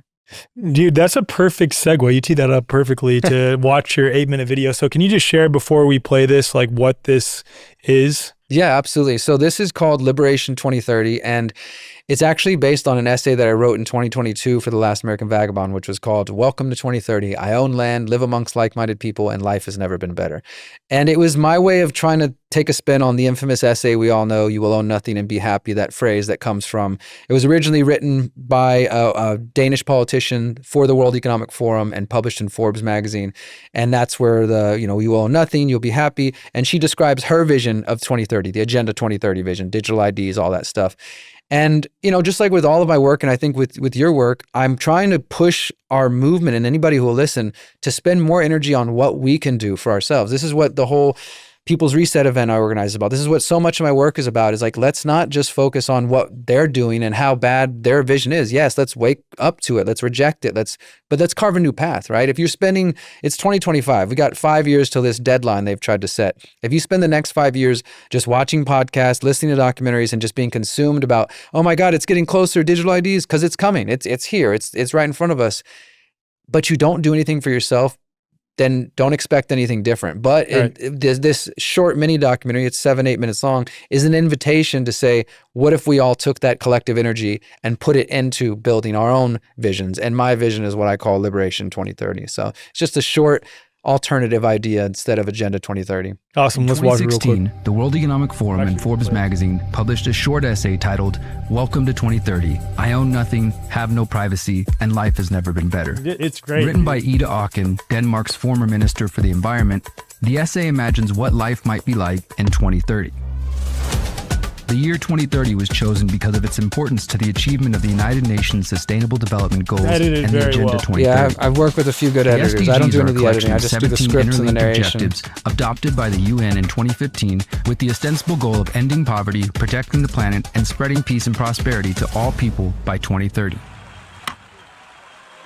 However, these lofty idealistic goals actually hide darker intentions. The SDGs in Agenda 2030 are a step towards a world where individual liberty and privacy are erased, and technocratic digital surveillance Got a and good social speaker on it. engineering are the Yeah, norm. it's not bad. Yeah.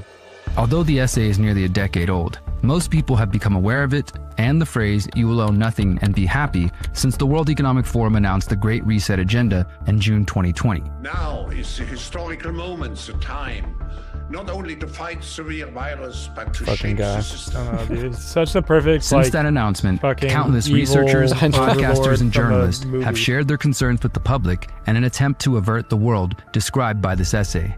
When you get past the buzzwords and promises of utopia, you recognize that the world of 2030 described by the World Economic Forum is a world where technocrats centrally plan every aspect of society. It is a world with no privacy, no personal property ownership, with mandatory digital IDs and digital currencies, and social credit scores. The essay makes this clear when it states, quote, everything you considered a product has now become a service, or, quote, in our city, we don't pay any rent because someone else is using our free space whenever we do not need it. My living room is used for business meetings when I'm not there. The author states that shopping has turned into choosing things to use, and sometimes she lets the algorithm do it for her because, quote, it knows my taste better than I do by now. Finally, We're she not laments far the from people that. who do not live in our city, those we lost on the way, referring to the people who opted out of the smart cities and social credit scores to exit the cities to build so-called self-supplying communities. What the writer fails to understand is that millions of people are already choosing to exit the cities and build outside the digital dystopia planned for 2030. Even those who cannot or will not leave the cities are beginning to question what their future holds if they remain in the tightly controlled metroplexes. While most people likely do not agree with the vision put forth by the WEF, the UN, and their cartels, we cannot deny that these institutions are working night and day to achieve their 2030 agenda. They are working with hundreds of multinational corporations, nearly every major world government, and spending trillions of dollars to manifest this great reset of society. And while millions of people have woken up to this agenda, the vast majority are still spending their time being reactive and allowing these technocrats to manipulate their emotions and actions, and thus their lives. What if, instead of exclusively being reactionary, we put all of our energy into creating our own visions for 2030. If we know we reject the technocratic Great Reset and Agenda 2030, then we must spend time getting to know exactly what we are seeking to create. Instead of, you will own nothing and be happy in 2030, perhaps we can make it, you will be thriving and you will be fulfilled in 2030. The answer completely depends on every single one of us. The future generations are depending on us to build an alternative to the technocratic vision. Here's one alternative vision to the world of 2030. Welcome to 2030. I own land, live among like-minded people, and life has never been better. Welcome to my home. I own a couple of acres in an intentional community 1 hour outside of a major city. I live in a hempcrete home with my family and our pets. Together we live among dozens of other families and individuals who decided to get out of the concrete jungle and head for greener pastures. Every family owns their own land and their own home. The founders of our community bought the land and began recruiting members in the late 2010s as the surveillance grids became more obvious. Our community has built our own homes, roads, a network of trails, and a community center where we host educational workshops to teach others how to become independent from the grid. Speaking of the grid, some of our neighbors have been experimenting with free energy devices, while others are focused on solar and hydroelectric power. We are determined to be energy independent, especially after some governments began disconnecting the unvaccinated from the electric grid in 2026. Once food prices and inflation began to rise in 2025, we realized we needed to cut our dependence on the grocery stores. Most of the corporate stores require a digital ID to enter anyways, and our community members have opted out of that system.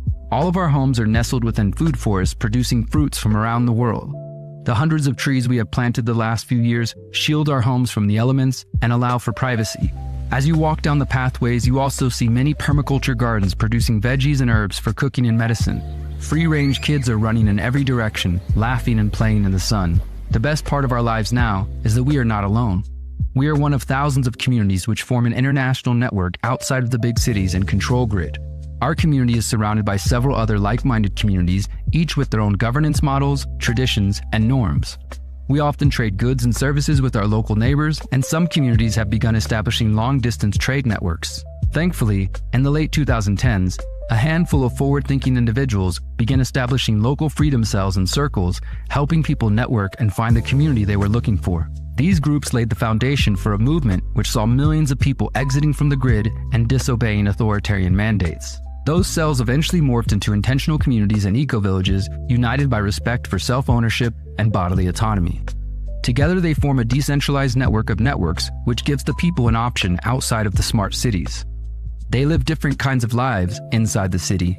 While we chose to exit the cities, some folks stayed behind, convinced they could disrupt the move towards a technocratic police state. And in some cases, they were correct. The digital IDs were defeated, the authoritarian control removed, and human liberty flourishes, even in the concrete jungle. We've even partnered with some of the cities to help them implement permaculture operations to make the cities more food independent. In other cases, the agenda has continued to move forward, but the resistance grows every day. The ruling class underestimated the tenacity of the human spirit. As long as there is life, there is hope. This vision is my simple attempt at outlining what 2030 could be like. I call it Liberation 2030, and I work every day to help others see the importance of envisioning this future. Maybe your vision is slightly different. Whatever it is, write it down, see it in your mind, and do what you can to bring it to reality. Let's reject Agenda 2030 and the Great Reset, and let's build the People's Reset.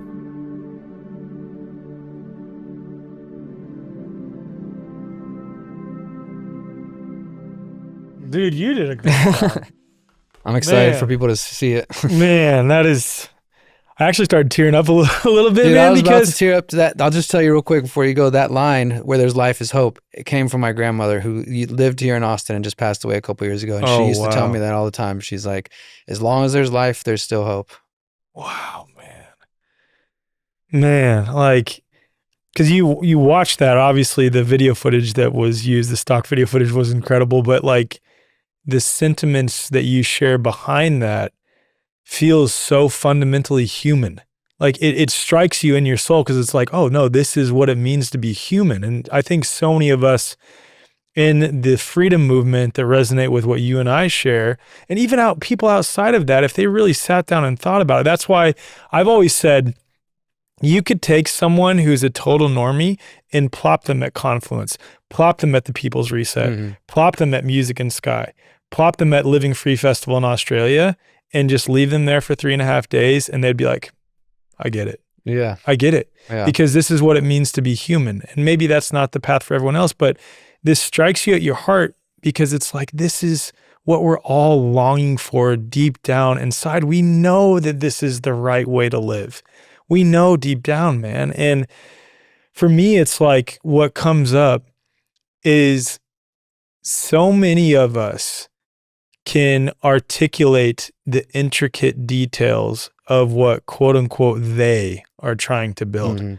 How many of us can articulate the intricate details and are focusing on the intricate details of what we are trying to build, whether it's individually, with our family, with our small group of friends, our community, or just the world at large? And I think if we all took an honest look at that, honest inventory of our thoughts, feelings, and beliefs, most of us would have to come to the conclusion that, yeah, I actually haven't really thought this out and am not oriented towards that on a day-to-day basis. I'm getting distracted, or worse than that, I'm getting sucked into perpetually focusing on all of the dark things that are happening. And we covered that at the beginning of this episode. It's important to be aware of it. I'm not going to like love and light and pretend those things aren't happening. We need to be aware, especially if we're interfacing with society in a variety of ways, right? And at the same time, I think it's so much more important for us to be focusing on all the things that you laid out in the second half of this video.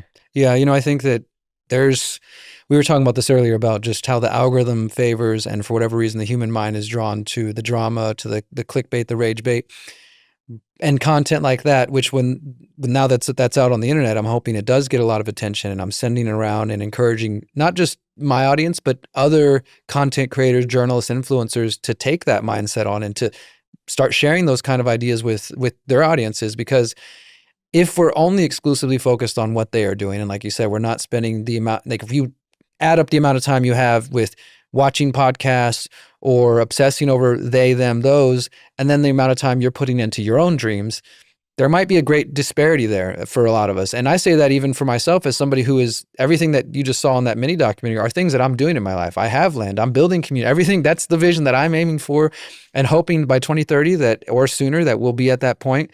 And yet I find myself still sucked into these things as well. And so I made that because it's a reminder to myself of what I'm really aiming for.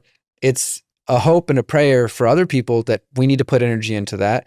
And as I said in the piece, I think that most of the activism we see, most of the ways we live our life are very reactionary. You know, we're just reacting to what they are doing. They're doing this bad thing, so let's make a video about it. They're doing this bad thing, so let's go protest it. Obviously, spreading awareness matters.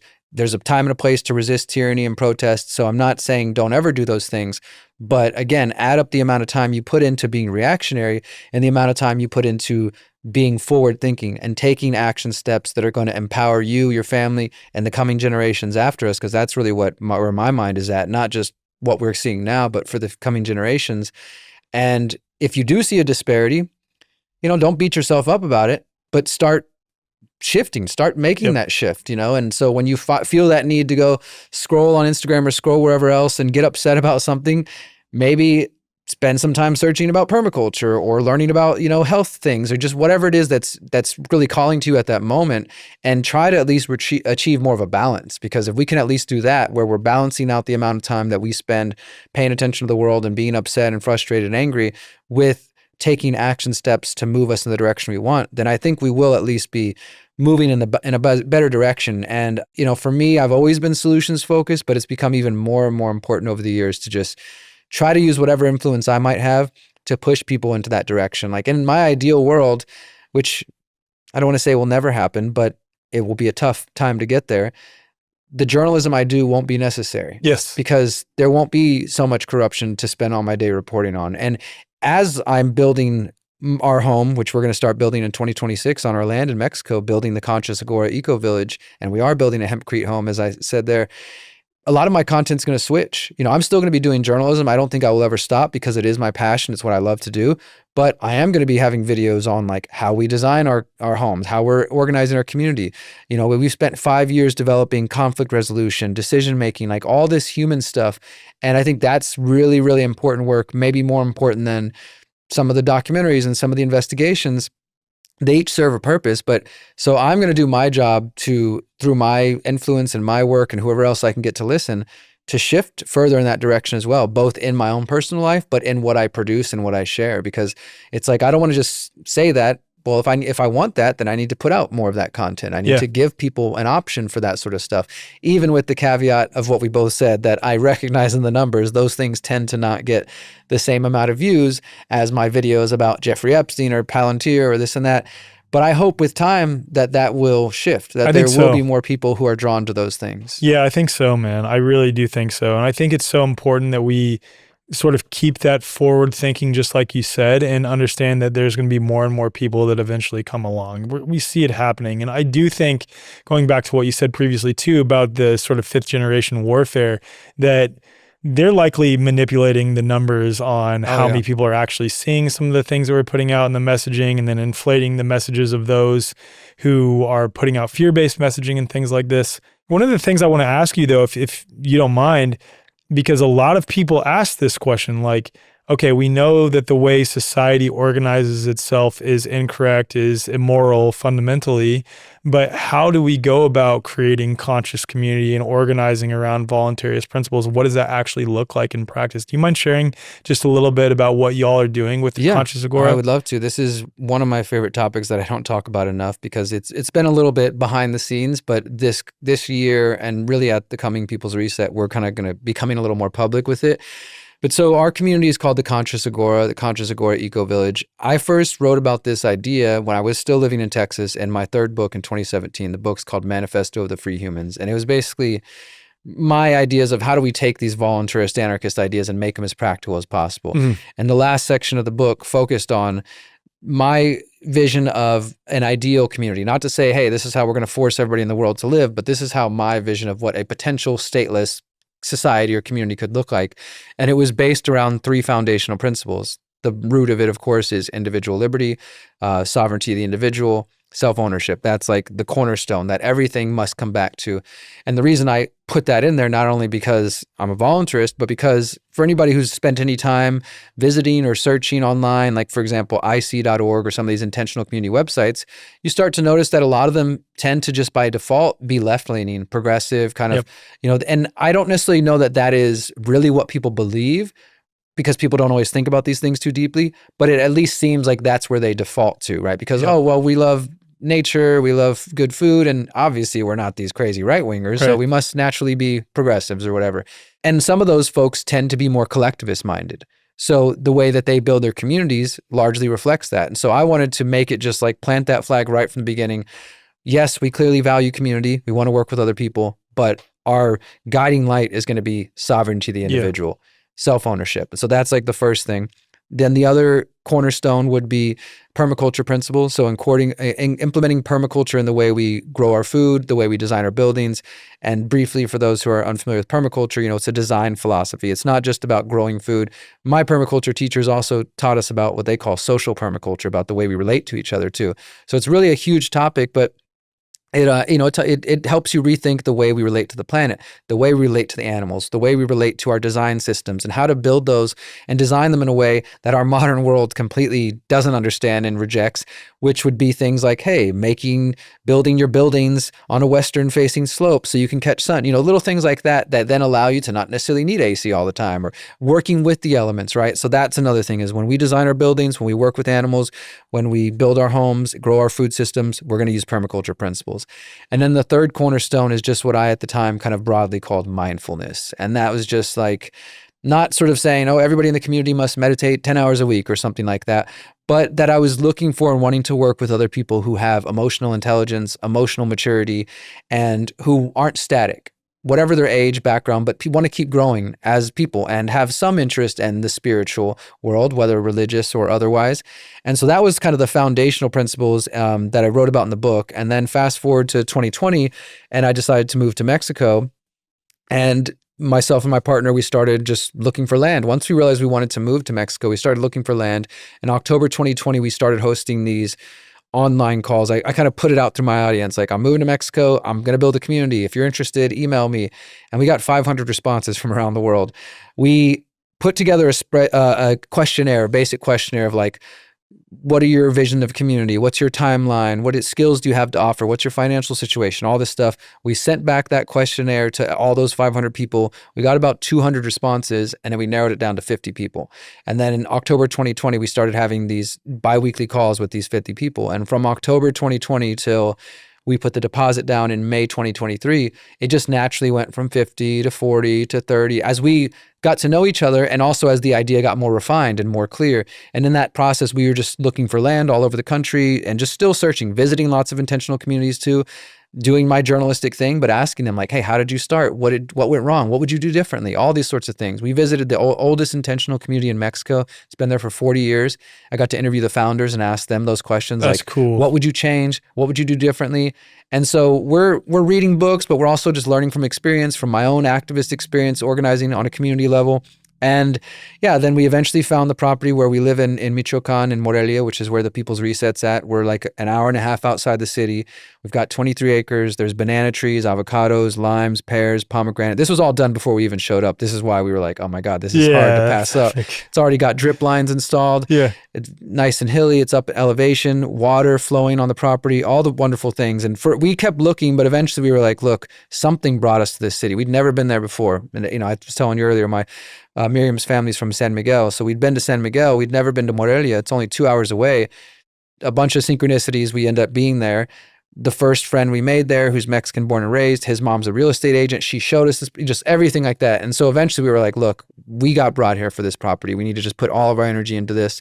And in that process of getting to know people, we eventually came to a group of 3 couples, us and then 2 others, that are what we call the founding family. And so we sort of, once the group went from 50 down to that 3 and we decided to put the deposit, we decided not to add anybody else yet. Like, let's focus on those core things. Okay, well, now that we've found the land and we've got our core group, let's start developing, what does it look to bring in new people? What does it look like to have people leave?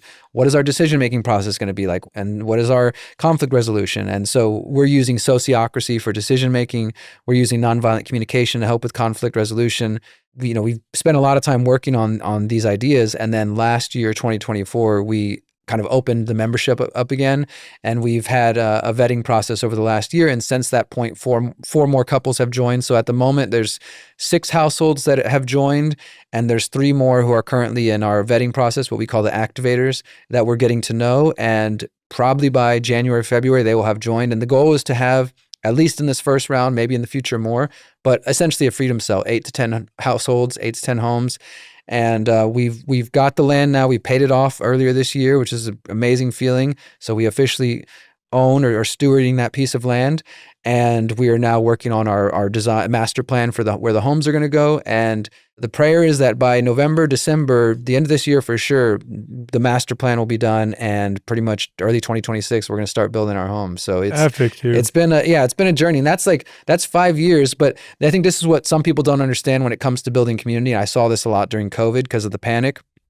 Because Mexico was one of the only places that didn't have quarantines and shots and all that stuff, people were flying from all over the world if they could to get to Mexico. Yep. And I had people emailing me saying, we're retired dentists from Germany. We have $100,000. Can we join your community? It's like, we didn't even have land yet. And I told them, like, please don't say that to anybody. You're going to get scammed. You're going to get ripped off. And there was a lot of people who met at the People's Reset or met at some other event. And they're like, okay, we met at the Freedom event. You seem cool. Let's go buy land. 6 months later, they're suing each other, trying to untangle themselves. So we moved very slow and purposefully with this because I'm not a rich guy where I can just buy a bunch of land and then afford to have it be destroyed because of human things and then just go start over. So I'm like, we got to do this right. Yeah. So we've really taken our time. And so I think that if people are interested in this, and I've got some content out there about this, but my main, I guess, message in this front would be, take your time, know what you're looking for, just like with anything. Like, if you're real clear on what your vision is, then that helps you save time, because we knew from the beginning we wanted to build something new. Mm-hmm. We didn't want to join somebody else's community. There's nothing wrong with that, but we knew we had a very specific vision.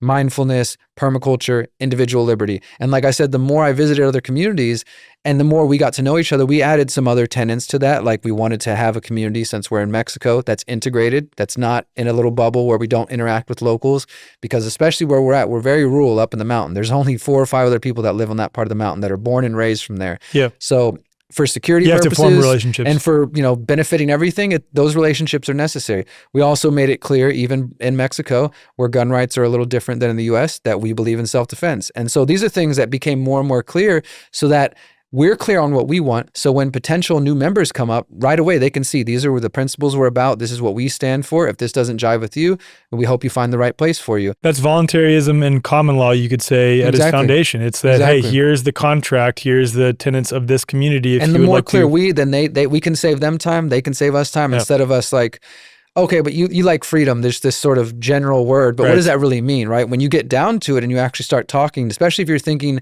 in our community, we're not sharing households. Everybody's got their own plot, you own that house, you own that land, you do what you want, but then you also get the benefit of access to the fruit trees and access to the water and all that stuff. So we kind of have a sort of mixed situation.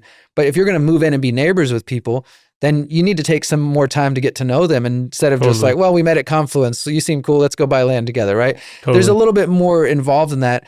And in fact, this was a big divisive thing in a lot of intentional communities when COVID happened, because people have been living in communities for decades together, and all of a sudden COVID happened, and some of them were like, mask up, lockdown, only visitors who are vaccinated, and others were like, that's not going to work. And a lot of communities, just like all communities, there was divisions and separations. And we talked to some people who were living in community, and that they had some big situations to kind of deal with, as they realized some people were hyper freaked out by COVID and others were just like, come on, there's just nothing going on. So for us, having that self-ownership, bodily autonomy as like the core value, and we always say, we're trying to strike the balance between community and privacy. We are people who, I want to be able to enjoy the privacy of my own house and listen to my music as loud as I want, but I also want to know that I've got friendly neighbors who are aligned in values, that we can go build a garden together, or we can work on projects together.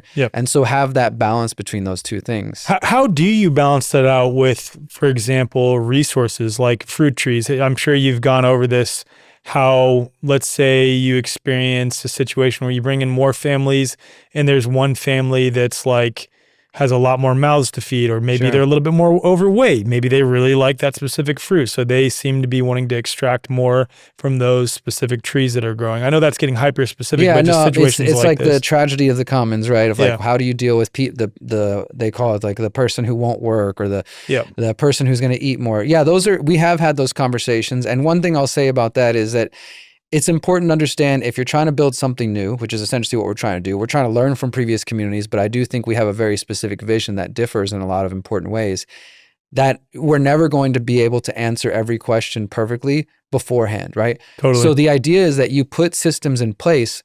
So, because for example, I mentioned we're doing sociocracy for decision-making, we're doing NVC. We haven't had to use these tools at all, but we've taken training, because up to this point, our group has just got along naturally. We have conversations like, okay, we got to make a decision.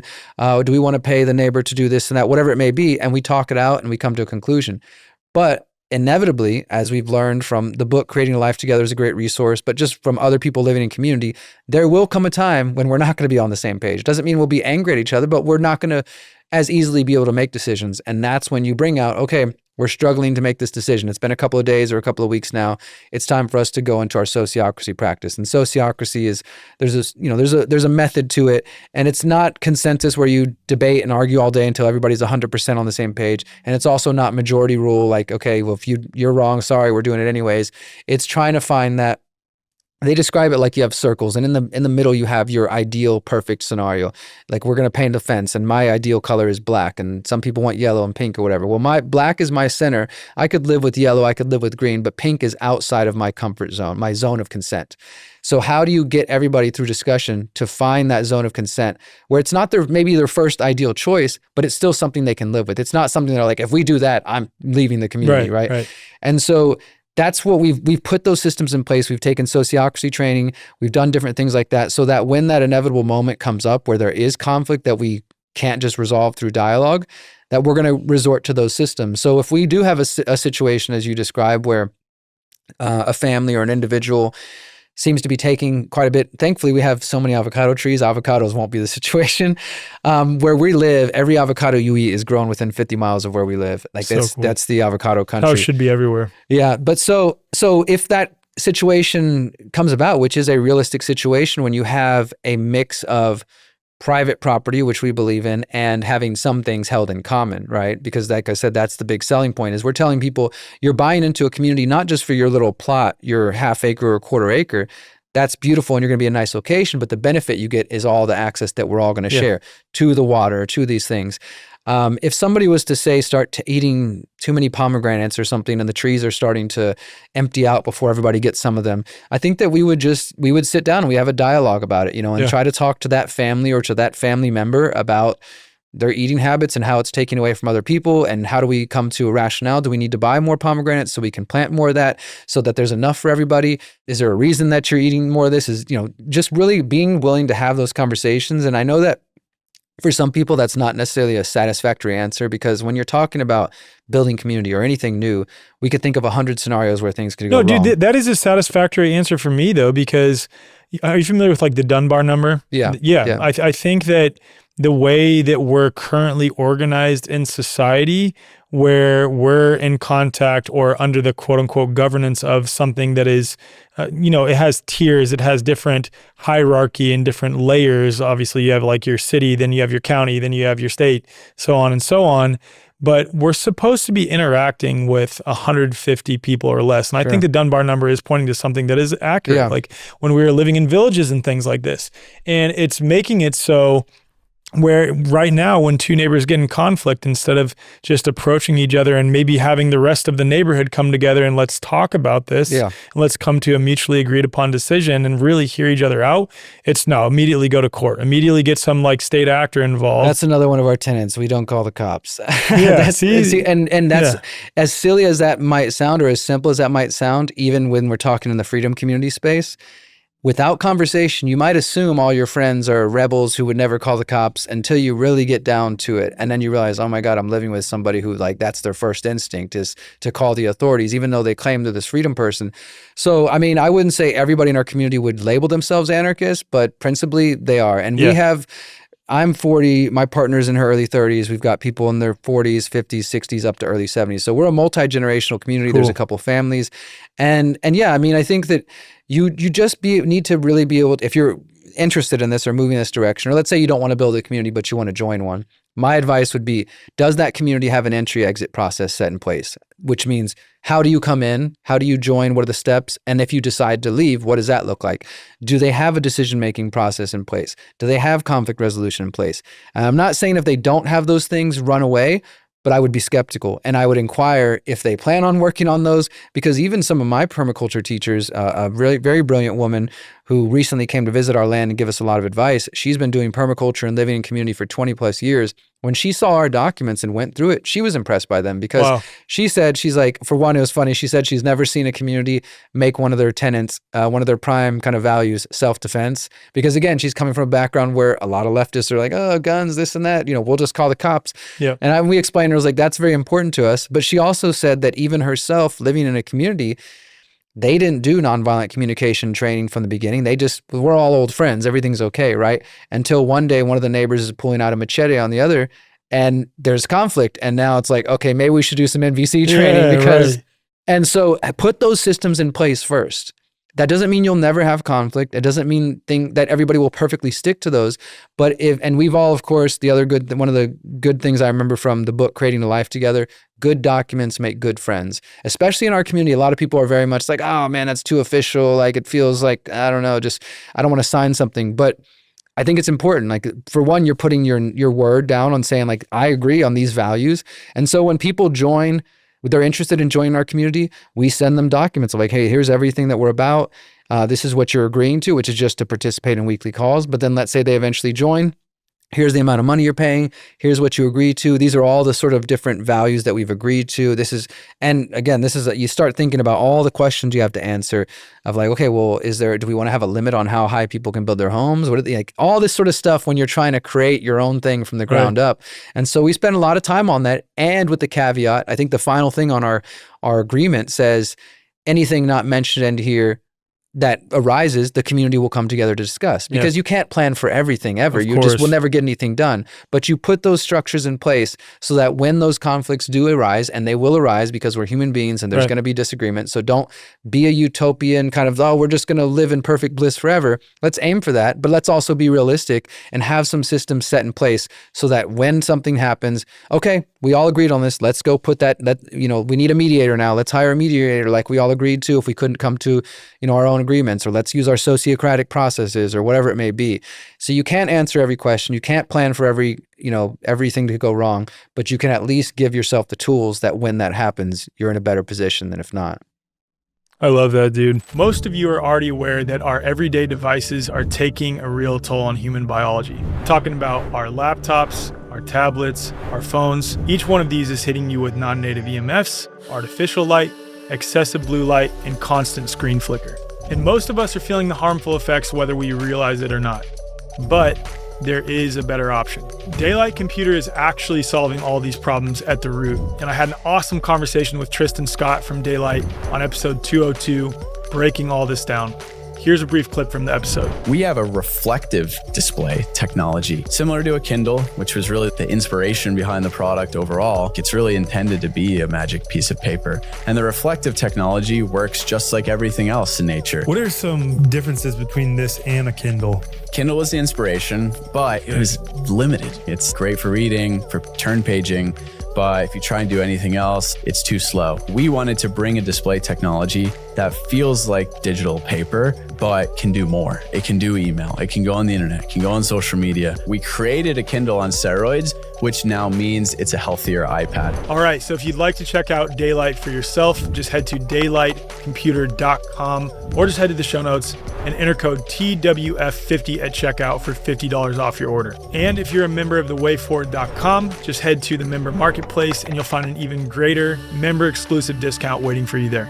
I have so many more questions on this, and I'll just ask one more because this could be a whole episode in and of itself, and maybe we'll have you back on to talk about this. Yeah, once it's further along, I'd love to share more with people. I would love to, man, because this is where I personally want to go. I'm so interested in this, and I know my wife does too, and we have so many friends that want to, and then there's just so many questions. Well, how do you handle this? How do you handle that? I think you definitely answered it in part in that you just have to handle it as they come, but I'm talking now on this question prior to even getting there. The one question that comes up for me is, when it comes to raising funds for a project like this, or let's say you have a situation where you have someone who's like, hey, I have $150K.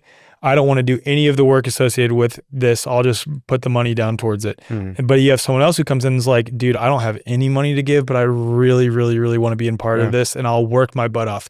How do you choose who owns what? How do you come together on like who gets what portion, what their roles are, and things like this? Yeah, this is something we have navigated a little bit. So when I mentioned in the beginning, we put out this basic questionnaire. This is my first time ever trying to build a community. So we had some idea, but as you expect, as time goes on, we start to like realize, okay, maybe we need to think about this area more. Yeah. So in the beginning, we didn't have any financial requirement of like, you must have X amount of dollars. We did ask people like, hey, what are all your resources? Financial, skills, just whatever, so as we could get to know people. And so in the beginning, there were some people who are maybe got hundreds of thousands of dollars and others, 20,000 or whatever. And there was a few who were like, I got a couple thousand, but I can build anything. I've got, they had all kinds of experience and great skills, which would be valuable for a community like ours. So when we first made that initial selection of 50 people, we didn't base it on age or finances. Did they get the principles and the values? That was what's most important. I think still remains most important.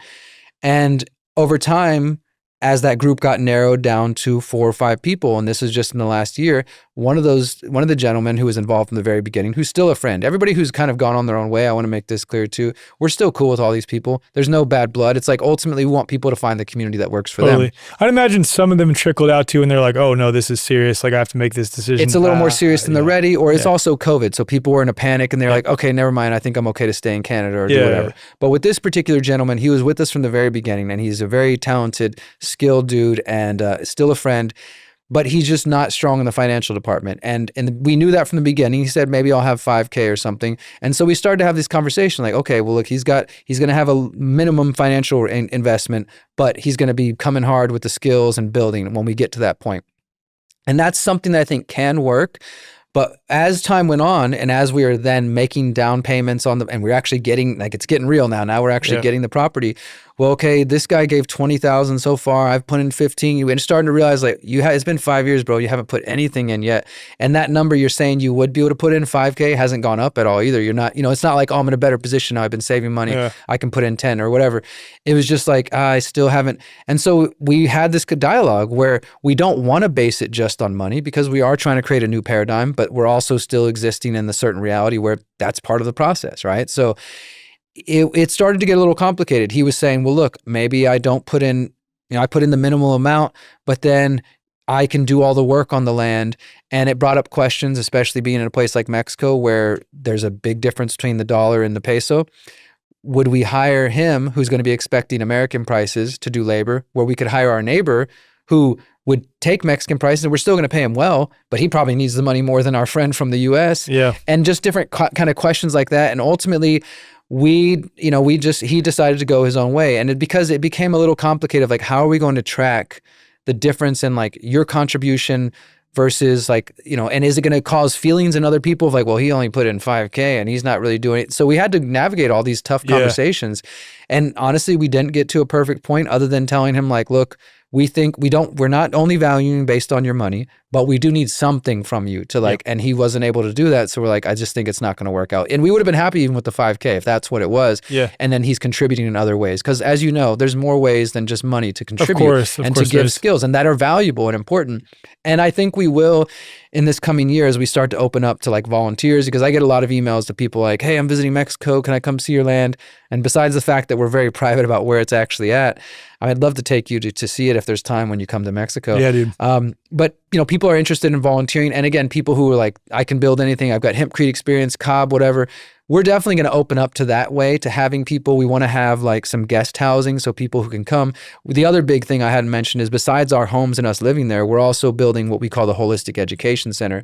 And that's going to be a place, like, I consider it kind of like a People's Reset, Freedom Cells boot camp, like, but not just for retreats. Yes, for retreats, that's one, that's going to be one potential income source for our community.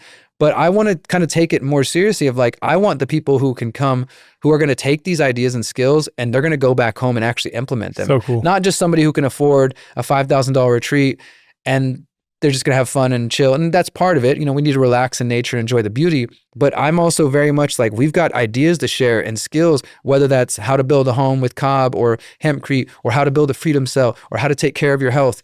We want it to be that kind of where we can hold that space for that.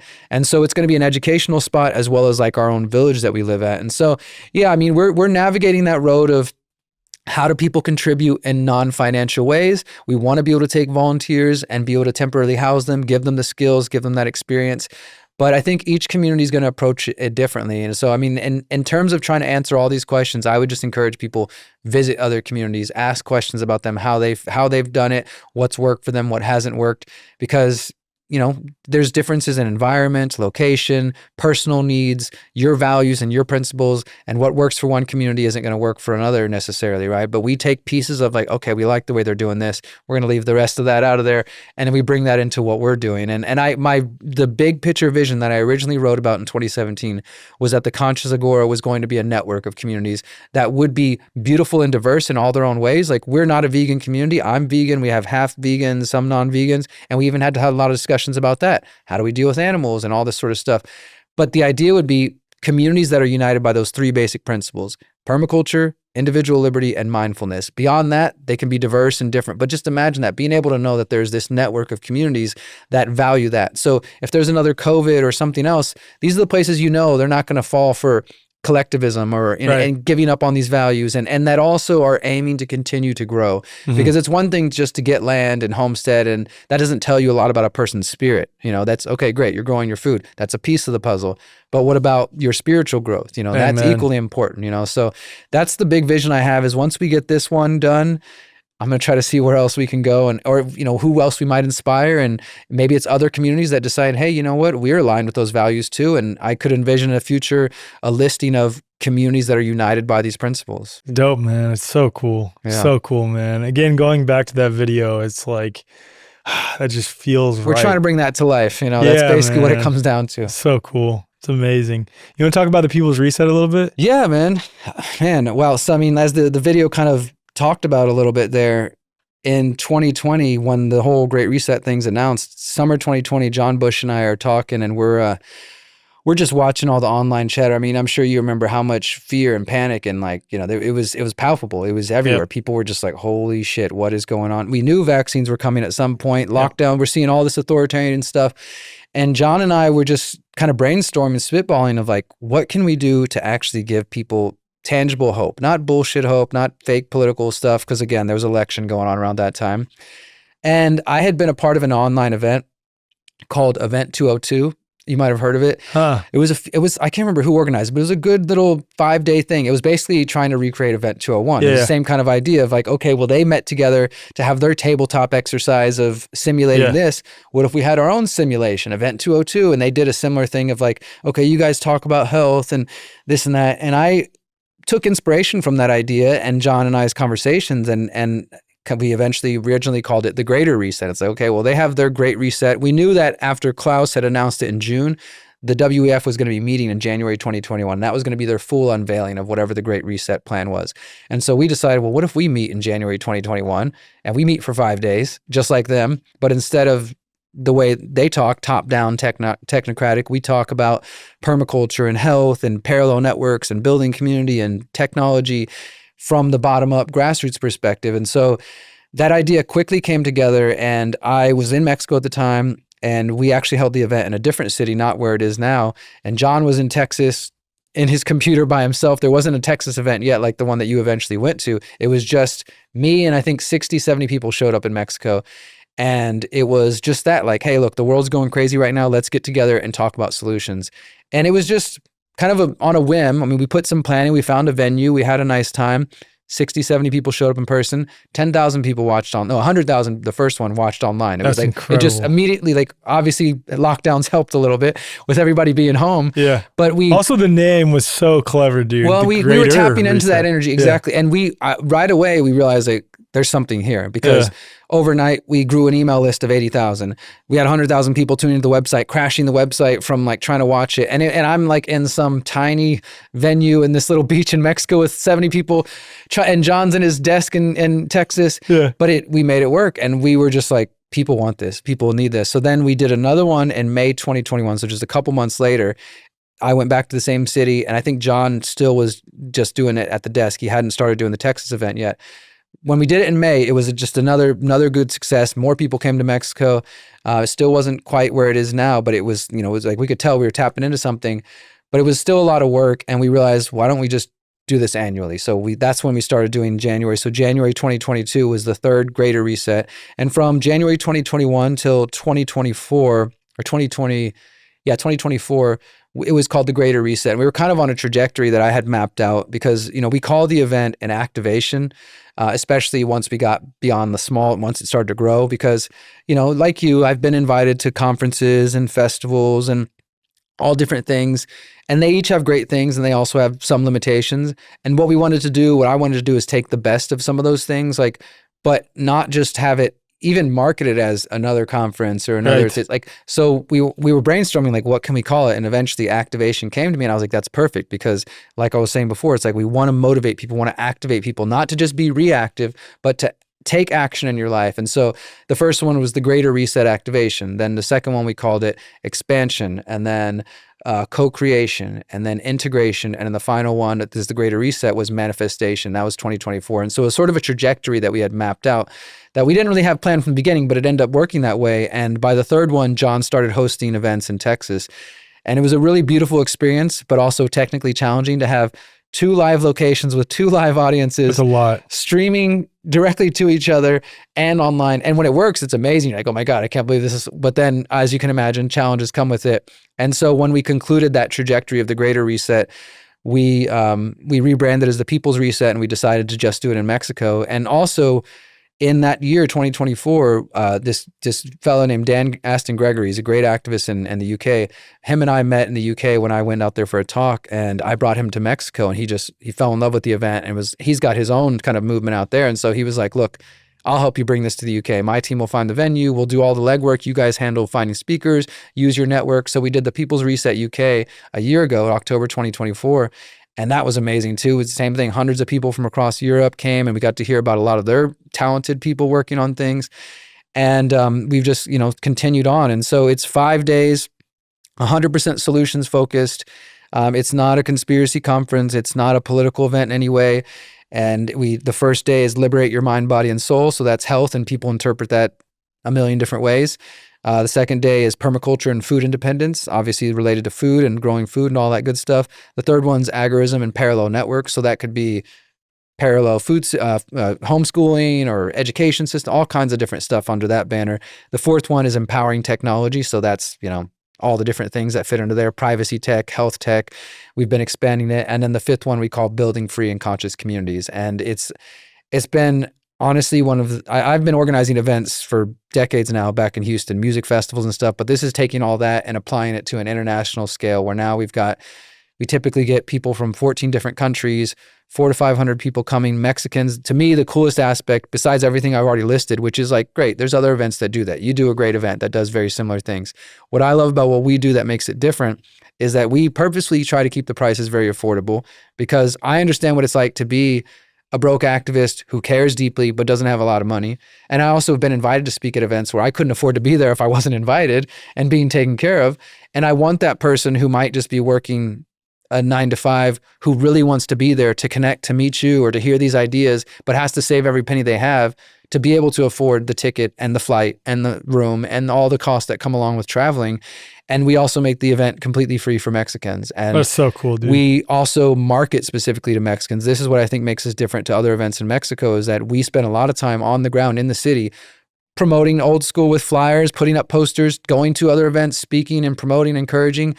We have Mexican speakers. So every day this year particularly, there's going to be talks in Spanish and in English. And we work with this really awesome interpreting company that does live interpretation. So on the day you're going to be speaking, I think that's the day that has the most Spanish speakers. So for anybody who doesn't speak Spanish, they can go into the back of the room, check out a headset and hear everything live in English, and vice versa. For the Spanish speakers who don't understand English, they can hear every talk in English. And then we get those recordings. We release all the talks for free, all the English talks, all the Spanish talks. They're on the I think we have the largest archive of solutions-focused talks on the internet. We have every single talk from the Greater Reset 1 through the People's Reset. We've done 8 of them now, including the one in the UK, wow. And they're all available for free. And all the Spanish ones from the last 4 years are available on our Spanish channel as well. And so we're very much trying to build an integrated movement because, as I'm sure you know, I mean, I think we might have talked about this a little last time, like most of the freedom movement in the world seems to be in the English-speaking world, whether we're talking about the US, Canada, Western Europe, Australia. But the reality is there are a lot of other awake people in other languages. Obviously, if you don't know those languages, we're not connecting to them. We're not seeing them. We're not knowing them.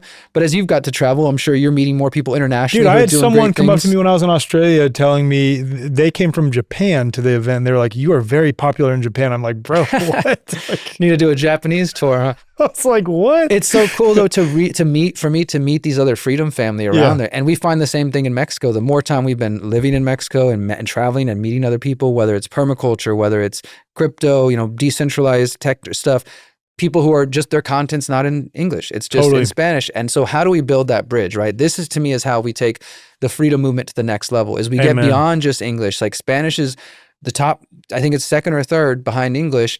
All of Latin America, of course, Spain, lots of the US, lots of Canada, so getting content, like not only their content into English, but vice versa, getting your stuff translated into Spanish. Think about that, man. Think about the first documentary you watched that really just set you off on a new path. And think about the fact that a lot of that content has never been translated to Spanish. And the power that it could have for the first time being translated to a new language, if it was to go just as viral, but in a completely different language. Oh my gosh. So we've been building this like integrated movement. We make the event free for Mexicans. We do the live translation so that they're encouraged to come. We're having Spanish speakers every day. And this year we're putting even more effort into the music side of things. So we've got some really well-known international touring artists, Dub FX and Natalie Rise, who are also on the same level as we are.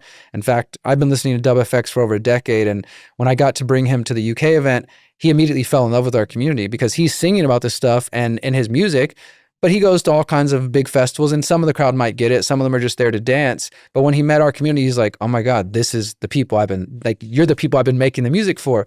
So now he came to Mexico. He's coming again this year. And we also are bringing Mexican artists as well. So it's a very beautiful mix of cultures and people and all the things that you would expect from something like this. You got the main stage talks, you got workshops, you got concerts and ceremonies and all kinds of fun stuff. And there's more and more family and kids activities. We're working with a good friend who's in the world schooling community. So we're bringing more of that too, and trying to just make it as holistic as possible. And I'm sure like you feel with Confluence, it's a labor of love.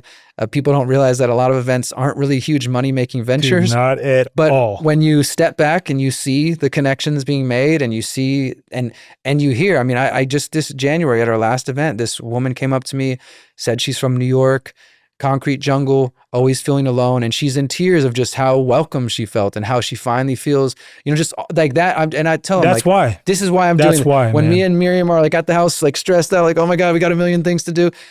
It's all worth it once it comes together, And thankfully we have been able to move the event to the point where we're able to pay ourselves a little bit for our time. We're still not, making a huge profit or anything, but it's enough to continue to do it. And my vision is to at least take this to 2030, because again, like our event is very much an activation.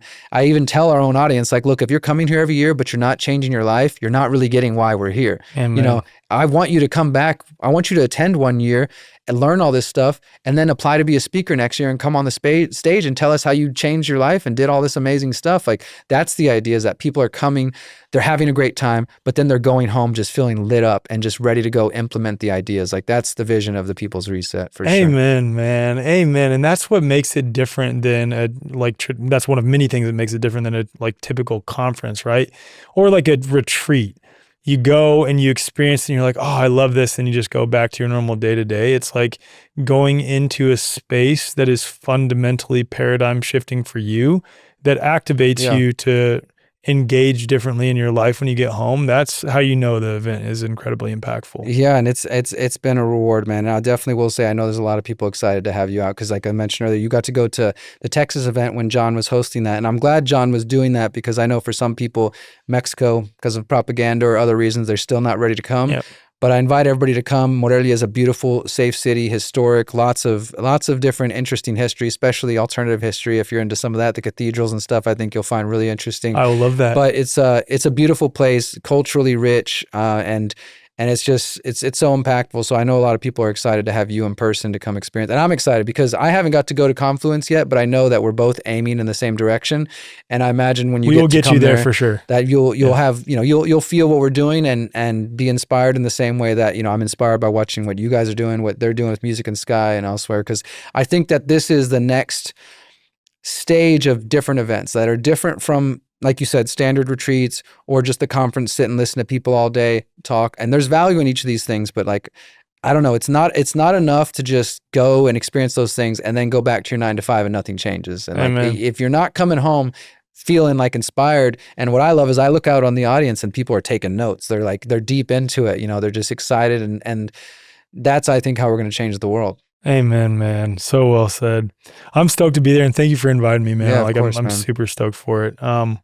I'm really stoked to check out the cathedrals now too, because I've been obsessed with the Tartaria. There's definitely that's why I mentioned it, because there's definitely some friends who come there and got their theories. There's giant doors for sure. Okay, that's going to be cool to see.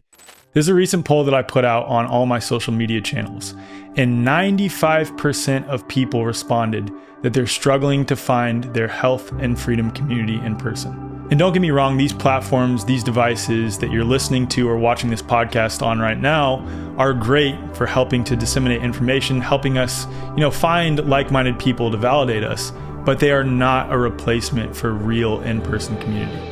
At the core of our new community platform is a powerful, easy-to-use map helping you to instantly connect with like-hearted, like-minded community, including men and women, farms, schools, practitioners of all types, and other businesses near you.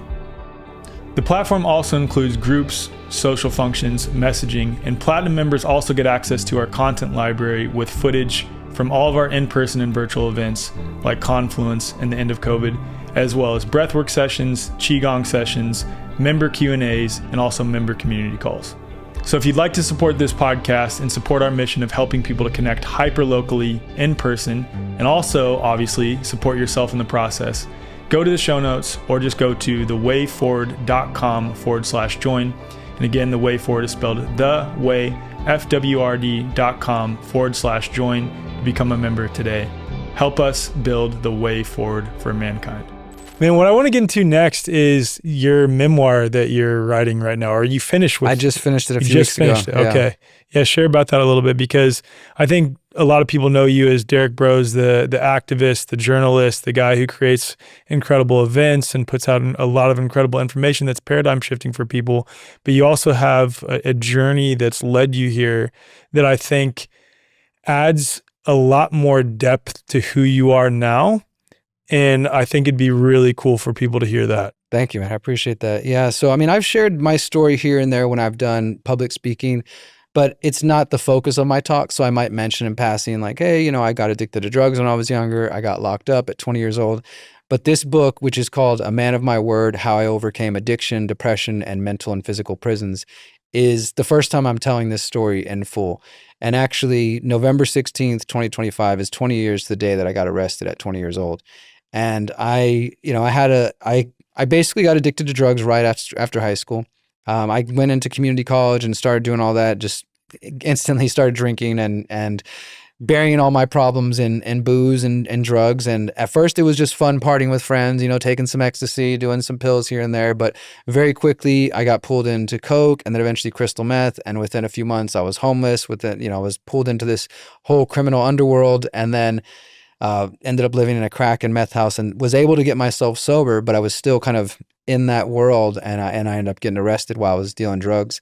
And that was really like the first awakening. That this is before I was ever really paying attention to politics. I mean, after high school, I was in a band. I was anti-Bush. I voted one time in my life, and I voted for Kerry because, well, he's the opposite of Bush, right? But beyond that, I wasn't really political or awake in any other kind of ways. But this was my first real awakening. It was getting locked up. It was finding myself in prison, turning 21, after being angry my entire life for my father being in and out of prison my whole life for his drug addiction. And that was a real kick in the nuts. It was like, okay, I've been pissed off with this dude my whole life, and here I am doing the same thing, And my family, the Broze side of my family and my mom's family, the Sanchez family, there's intergenerational drug and alcohol trauma, you know. Some of it I think goes back to the native heritage and drugs and alcohol. Some of it is just, life was harder in the past. And my grandparents, my granny and my grandpa, they had my father when they were 14, 15 years old without a lot of family support. And my dad started selling drugs for his dad at the age of 10 and 12 years old. And, there's just this cycle, this cyclical stuff. I've heard stories about my great-grandfather hung himself in prison, just a lot of this trauma that was there before I ever came along, And so when I'm born, my earliest memories are going to visit my dad in prison. And I remember little things like we'd get there to the prison, giant walls, razor wire, all this stuff. And one of the guards is telling my mom or my aunt her shorts are too short, so we got to go back to the car and change. And I'm a little kid. I'm 5, 6, 7 years old, trying to understand like what the hell's going on, trying to navigate this. And, not to fault anybody, but the adults definitely didn't do much trying to communicate this to us kids. It was just kind of taking us along for the journey. And I go see my dad, and why does he have a black eye? Why do I only get to see him for an hour? And we're crawling all over him, hanging on him, and then it visits up and we're crying our eyes out, and promises of being there for birthdays and Christmas. And his drug addiction was very strong, and he would come in and out, he'd come home, maybe buy us some gifts, and then a week later, mom would be like, Dad's got sent back to prison already. And it was just constant, like breaking us over and over.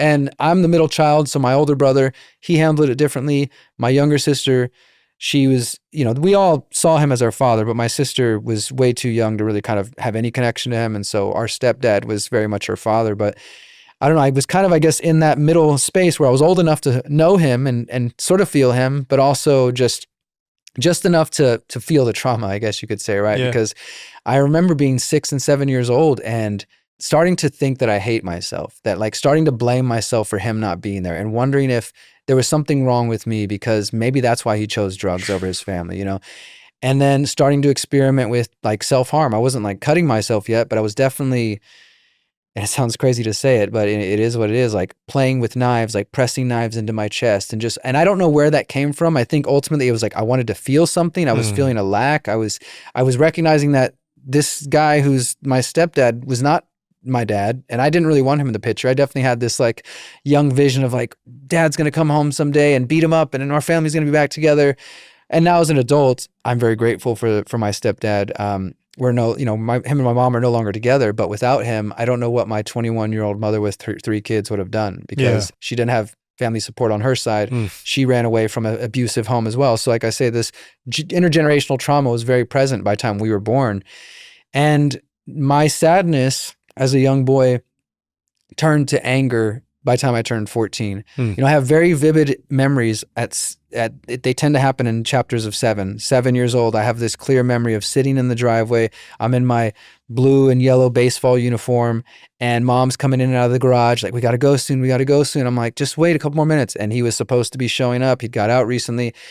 He didn't show up. We had to go. That memory is burned in my mind, Man. Then at 14, after spending that young part of my life very depressed, a very sad, depressed little kid. Also, I could see very quickly how I was starting to look for love with women or young girls at the time. I was a young kid and seeking that validation in those relationships.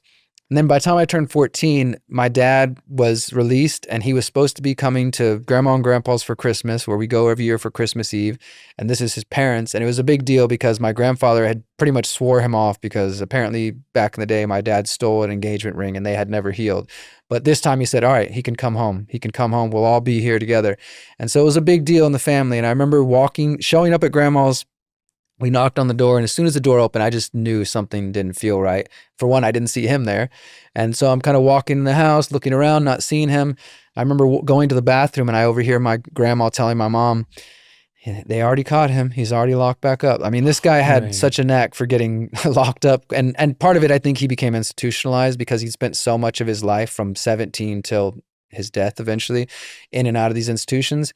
And when I heard that, I remember going to the bathroom, slamming the door, just crying my eyes out. And then it was at that moment, like clear as day, 14 years old, I said, fuck this.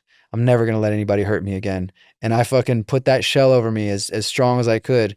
And that's when I started getting fights at school. That's when I started getting arrested, started throwing chairs at teachers, all the things. I never got into drugs. I mean, I smoked weed here and there, but that all came later. It was just this rage that was in me. Exactly. And that I thought that was keeping me safe and keeping me strong. And I was like, I don't want to have anything to do with him. I swore him off. So I graduated high school. I graduated early, going to college. And like I said, I started drinking, started using drugs. And I wasn't necessarily conscious at the time thinking, oh, I'm doing this to, deal with this deeper trauma I have. That would come with later reflection. But it's clear that that's what I was doing, that it was like, oh my God, taking X makes me feel happy in a way I've never felt. This must be what I've been looking for the whole time, right? And as I said, it didn't take long before that transferred into doing coke all the time, and crystal just grabbed me and just destroyed my life and my health. And I'm already a pretty thin guy, but I was 105 when I got arrested. Oh my gosh, man. I was 6 foot 105 and not looking good and not in a good place. And so that's what I say. 7 years old, remember that memory of the baseball uniform, waiting for him to come home. 14. Turning to the dark side, so to speak. And then I got arrested a week before I turned 21. And I remember turning 21 there and then just realizing that I had to figure this out, because I basically got sentenced to a felony. I had 2-year felony sentence, and they told me I would get out on probation. They gave me a year instead, plus probation. It was a whole nother story. It's in the book. But when I realized I wasn't going home, that I'm looking at the calendar and it's going to be at earliest 11 months before I get out of these 4 walls. That's a powerful experience, and I think it's one that, as weird as it might sound, I think it's a useful one for some of us, because this, what we call when you're inside the free world out here, it allows for distractions, especially in the age we're in now. This is, pre-social media, so there's plenty of distractions, but now it's even more easy to distract yourself. Yeah. But sometimes you need to be stuck in a place, you need to feel powerless. And in that place where I was in these 4 walls, surrounded by all these other criminals to varying degrees and other people who were just locked up for bullshit reasons. And I'm realizing I'm not leaving this place. I can get on the phone and call my girlfriend. I can call my lawyer. I can cry to my mom. There's not a damn thing anybody can do. Like, I'm stuck here until they call my name. and I can walk out here, I'm stuck. Yeah. So my body is physically in here. And in that place of feeling powerless is where I started to really find my real power, because thankfully my grandmother that I mentioned, who's since passed away, she has always been a huge spiritual influence to me. When I would come visit her in Austin, she would always she opened me up to so many different things that a lot of people might call new age, but at least kind of opened my mind in a lot of ways. Yeah. And so she started sending me books on, she considered herself kind of like a Christian mystic. So she was into a lot of different things, Steiner, other things. So she was sending me, one of the books she sent me was by Father Thomas Keating, who's a Christian. I don't think he's around anymore, but he focused on what he called centering prayer, which was kind of like a form of Christian meditation. So she sent me books on that. She also knew that I had an interest, or a developing interest at the time, in meditation. So she started sending me books on like Zen Buddhism, and that was like my first experience of like, okay, I'm here. I can't go anywhere. I need to start doing something. So I started journaling every day. That's probably what saved my life, is just writing my thoughts down and getting it. After being on drugs and going through all this stuff for a couple of years, I was finally getting sober, but it was also like slowing down, because again, as perverse as it sounds, like in that place, everything slows down and you don't have the distractions out here, right? So I was able to kind of start centering myself, start journaling every day. I'm reading these books about prayer. And for the first time in my life, I'm starting to open up to the idea of spirituality, because of everything I'd gone on before at age 14 and others. I was very anti-religion, and in many ways still am. I have a lot of problem with religion, but in that sense, I kind of closed myself off to anything related to God or spirituality or anything like that. And this was the first time where I was finally like, okay, maybe there is something. And I will say some of my experiences prior to that, even when I was on a lot of drugs, taking acid and taking psychedelics, kind of helped me see that there's something else, And in fact, I will credit cannabis for helping me get sober from crystal meth, because when I decided I wanted to quit and I was in this meth house, at least everybody left me alone when I told them, like, I really don't want to do this anymore. Please don't ask me, because I'll say yes, and I don't want to. And I just sat in the corner of the room in a chair like this, smoking my bong every day for about 8 days, until I was capable of just getting up and walking out and getting my car and leaving, because I just didn't have the willpower. So those experiences had kind of piqued my interest of like, there's something beyond just the five senses. Yeah. But then now I'm in this place and I'm starting to meditate and starting to just go on this journey. That was my real awakening. And it didn't happen like the first time I did my 11 months. I got out, I lasted 5 months before I got sent back, did that game for a couple of years. By the time October 2008 came about, the month before Obama got elected, I was being released for the final time. When it was all said and done, I did 19 months in Texas institutions, and I'm a felon according to them. And that was like a weird place to be getting out, but it was also eventually led to the activism, because when I got out now as a felon, I'm having to apply for jobs all over the place. I didn't have a car. I didn't have many resources. This is also why I have firsthand experience with the criminal justice system and how it screws people over, whether probation or parole. So I was going to the library all the time, applying for jobs. I was also having the new experience of being judged for being a felon, like, how people, I basically can't get rented nearly anywhere in Houston. And if I was to go try to find a normie job right now, even though this is 20 years old, it would still be a factor in whether people would hire me for a nonviolent, drug crime. And so those were all new experiences to me. And while I was at the library just applying for jobs, I found this book called Cannabis, A History. It's a really interesting book that's all about the cannabis plant, but it's not about glorifying it, and it's also not about demonizing it. It was a really well done study on like the history of the cannabis plant, the sociological impact of it, the legal impact, and all these different facets. And a lot of it was about the drug war and how the beginning of the U.S. drug laws, like the 1914 Harrison Act, and a lot of the drug laws that came later, were largely based on trying to drive out the hemp industry, and about racism against Chinese migrant workers or Mexican migrant workers or black jazz musicians. And this was all like new to me. I was like, holy shit, I'd never heard of any of this. This is not what I was being taught. And as somebody who was getting out for a drug charge, it just piqued my interest of like, what else have I not been taught? And then about a year later, I find Ron Paul, I watch all the documentaries, and my activism begins. The book ends basically when that starts. It doesn't tell anything about my it's just like the beginning of where that starts. And so this book is detailing all of that struggle, the details of everything I went through, the ups and the downs, the ways I almost made it out, and then I fall back. And then eventually, when I had a chance to tell my dad that I forgave him for everything that he had done, because at some point you have to take personal responsibility for yourself. When I was first locked up, I did write him an angry letter and was like, this is your fault. You did all these things. And part of it was true. There was actions you had to go through that phase though too. And there was things he did that did impact me. Yeah. And I wasn't satisfied with his response, which was later on I realized accurate to some degree, but I think he was also kind of absolving himself of responsibility, where he was just like, you're a man, you need to take responsibility for the things you do. And there was truth in that too as well. And I came to that place, and one of the last times I saw him, he was from Austin, so he never lived in Houston, but he chose to get released, because this whole time when I got locked up, the same week I got locked up, he was getting released. And so that was another like, oh my God, I'm doing the same shit as this guy.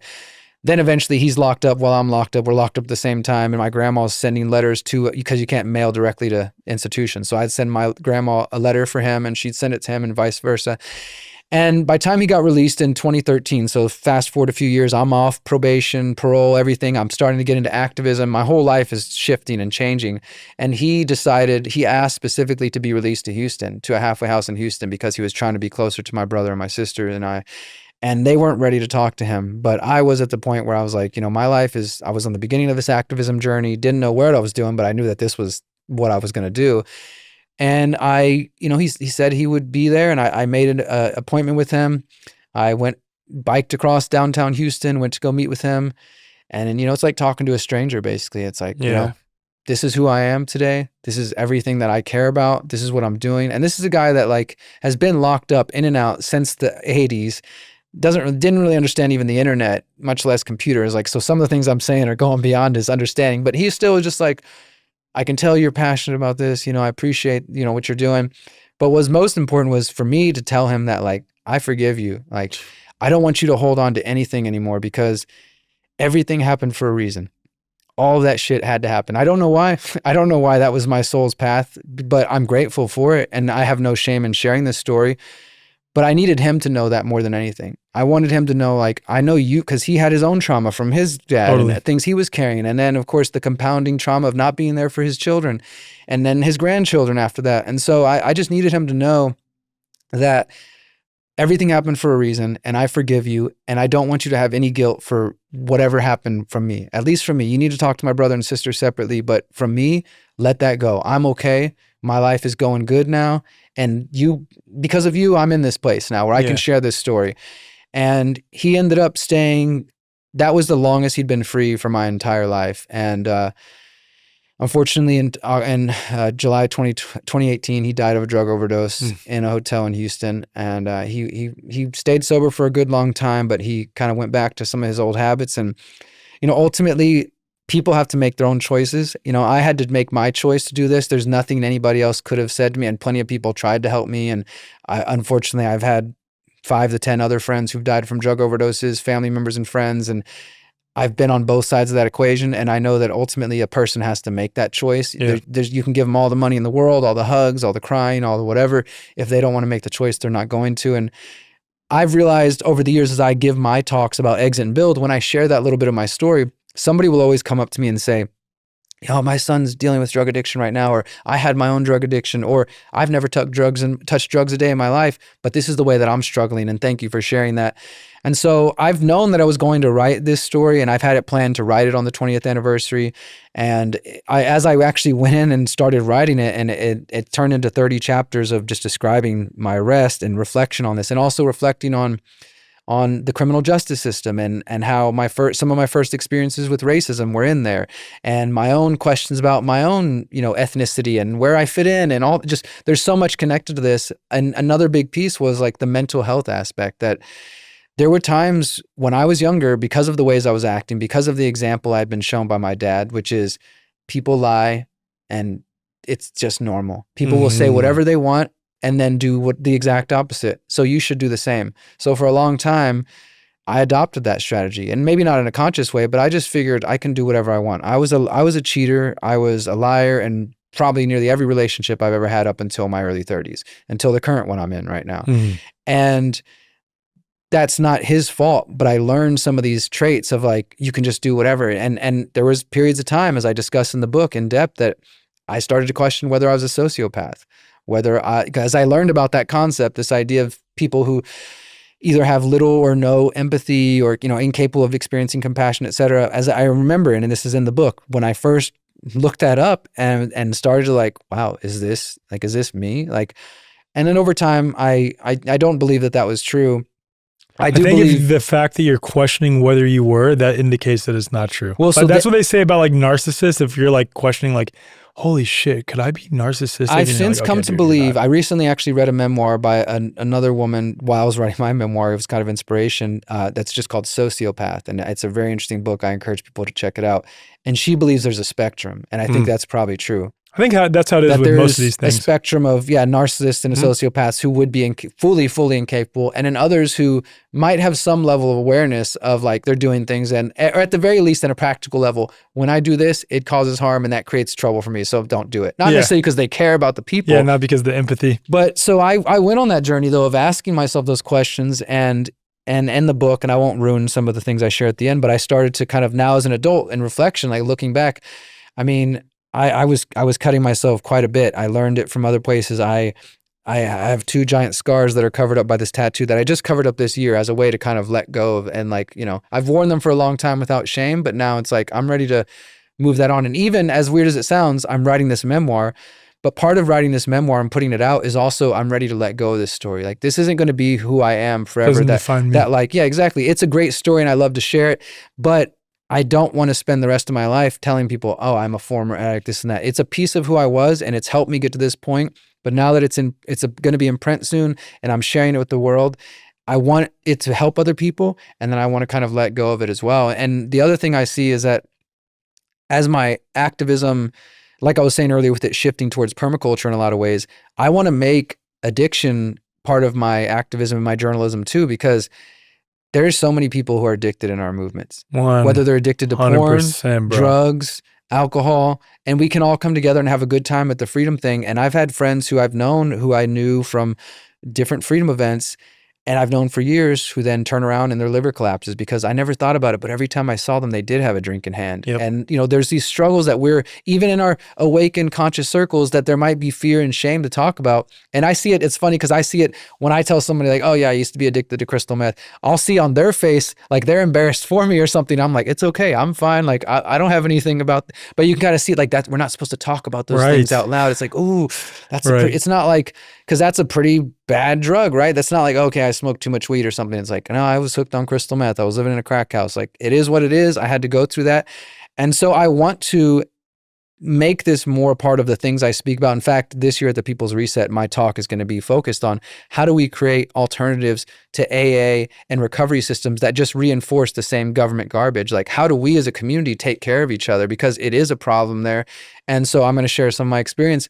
But also part of it is because like I've had this vision to create some kind of organization. It wouldn't be, it would be more in the private than some kind of nonprofit, but that general kind of thing, the Troy Broze Foundation or something. This is my father's name, because I don't want his memory to just be that of a drug addict who failed to overcome his trauma from his parents. And unfortunately, once he passed, like, my grandma died of a broken heart not too long after that. Yeah, and his father's still alive. And my hope had been that if my dad had stayed sober, that I would be part of the process of bringing them together, because I can see clear as day that this is intergenerational trauma, that every Broze man that is alive today, except for my young nephew, who's the youngest one in our family right now, has been to prison, has struggled with drug addiction, has struggled with probably mental health issues. I was told I was bipolar when I was younger, and I don't really buy into any of these diagnoses. And this is what I talk about in the book too, that like, that works for some people. But when I, just as an example, when I did these big cuts and I had to go to the hospital and they kind of pressured me to admit that I had cut myself, then they were like, okay, well, now that you've admitted to harming yourself, we have to give you a psychological evaluation before we'll release you. I was 18 at the time, 18 or 19. And I lied my way through that evaluation because I knew, for one, I was smart enough to know, like, I'm not going to tell these people how crazy I really feel inside. Like, I'm just going to, no, I'm fine. No, I don't have any of those kind of thoughts. No, this and that.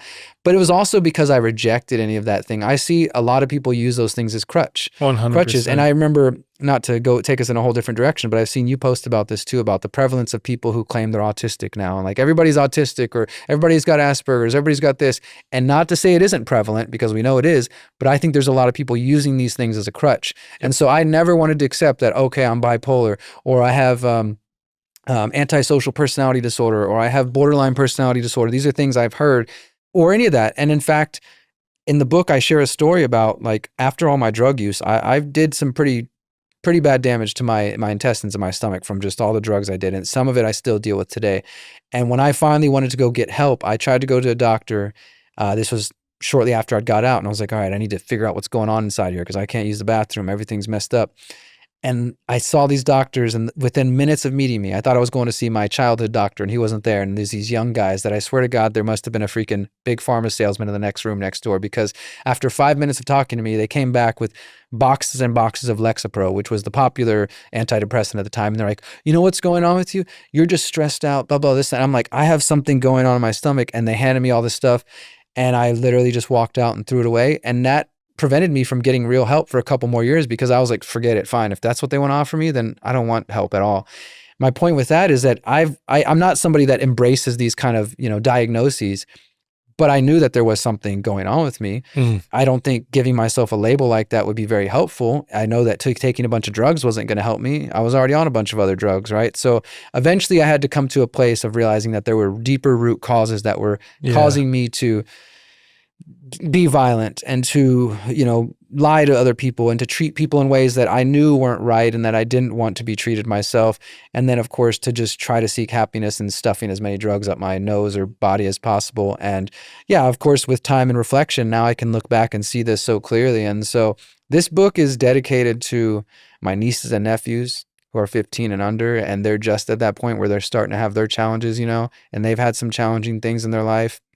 It's dedicated to my father, who lost his life to drug overdose, and to anybody else who's like really dealing with that. So when this book comes out, it'll be out by Christmas if everything goes well. I'm working potentially with some publishers, but if not, I'm going to self-publish and do it the way I normally do and just put it out there. And I hope that anybody who reads it, finds value in it, and that if they know people who are struggling, that they can give it to them and at least show them like that there is another side. There is hope on the other side. And I will also, just in closing on this, say that like, the people who know who I am and are coming to this book, be prepared to see a different person, because this is not the person that you know today, because that's not who I was at the time. And I didn't shy away from being real about the worst parts of me and the worst things that I've done and the ways I've treated people and criminal activity, things like that. Like, this is a raw, gritty, real journey of everything I went through, and then how I started on the journey that I'm on today.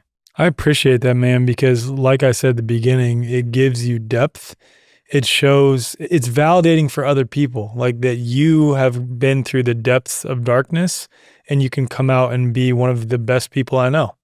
Like, that's incredible, man. I appreciate it. It really that, is brother. like the hero's journey, dude. It's super cool. Yeah, I mean, it was such an interesting feeling as I'm like writing it and going through it. And it was definitely, I'm tearing up as I'm writing it, and like, because I'm reliving some of these things and just like, fuck, I went through that, or thinking about the ways I was treating certain people. And like I said, I mean, that I definitely built a bad reputation up for myself in some parts of Houston from that time of my life. And I recognize that there are things that I've done in the past, but I also refuse to let other people hold me in the past too, because I know I'm not the person that I was 20 years ago, 15 years ago, 10 years ago, 5 years ago, and that I had to go through those things to be able to share this with other people. And yeah, it is what it is. I don't feel any shame in anything, and it's just, I'm excited though. I'm really excited to share this part of my work because it's different. And that's why I appreciate you giving me the chance to talk about it, because I know that I've been thinking about this as I'm getting ready to release it. I'm like, how am I going to market this when most of the people who know me want to talk about Palantir or these other things, which I care about, obviously, and talking about my personal story might not be the thing they care about or they want to hear about. But I appreciate you, giving me space to share about it. Yeah, man. I mean, I have my own journey and I still need to make an episode like sharing my whole experience, but I'm excited to share my whole experience too. And mine wasn't like drug related, but I went through a lot of crazy ass shit when I was younger too. Yeah. And I think I look back on all that and I'm incredibly grateful for it, because it's made me who I am today, and I can relate to other people, and it can be medicine for other people too. I see that in you, man. I just, from the few posts that I've seen you here and there talk about, some of your own journeys with sports and other things, like I think that's, even our journeys are different. I think that there's a kindred connection there because of those journeys, and that's what makes us stronger. Amen, man. One more question for you, and I gotta ask this one because someone asked me to. I'm ready for it. What is your position on the no virus thing now? I'm ready for it. I knew this one was coming. No, I saw the question in the chat. So I guess what I want to say to clear that up is that I think that a lot of people took my questioning of different people, James Corbett, McCullough, Dell and other people during COVID as me trying to take a hard stance on one side or the other. And I'm sure because some of the comments I made at different times, which were more flippant, like it gave people the perspective that I was completely against saying there's no viruses or even asking those questions, which was never my intention. So if anything, it's probably more my fault than anybody else's.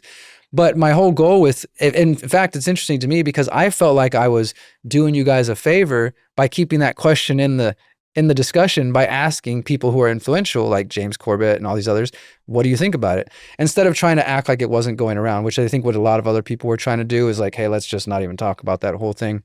I think I've probably read and watched everything you've done on it. Mike at Virology, read so much of his stuff. Sam Bailey. I think people don't realize how much I've actually looked at the topic and that it was never me coming from a place of dismissal or anything. Got it.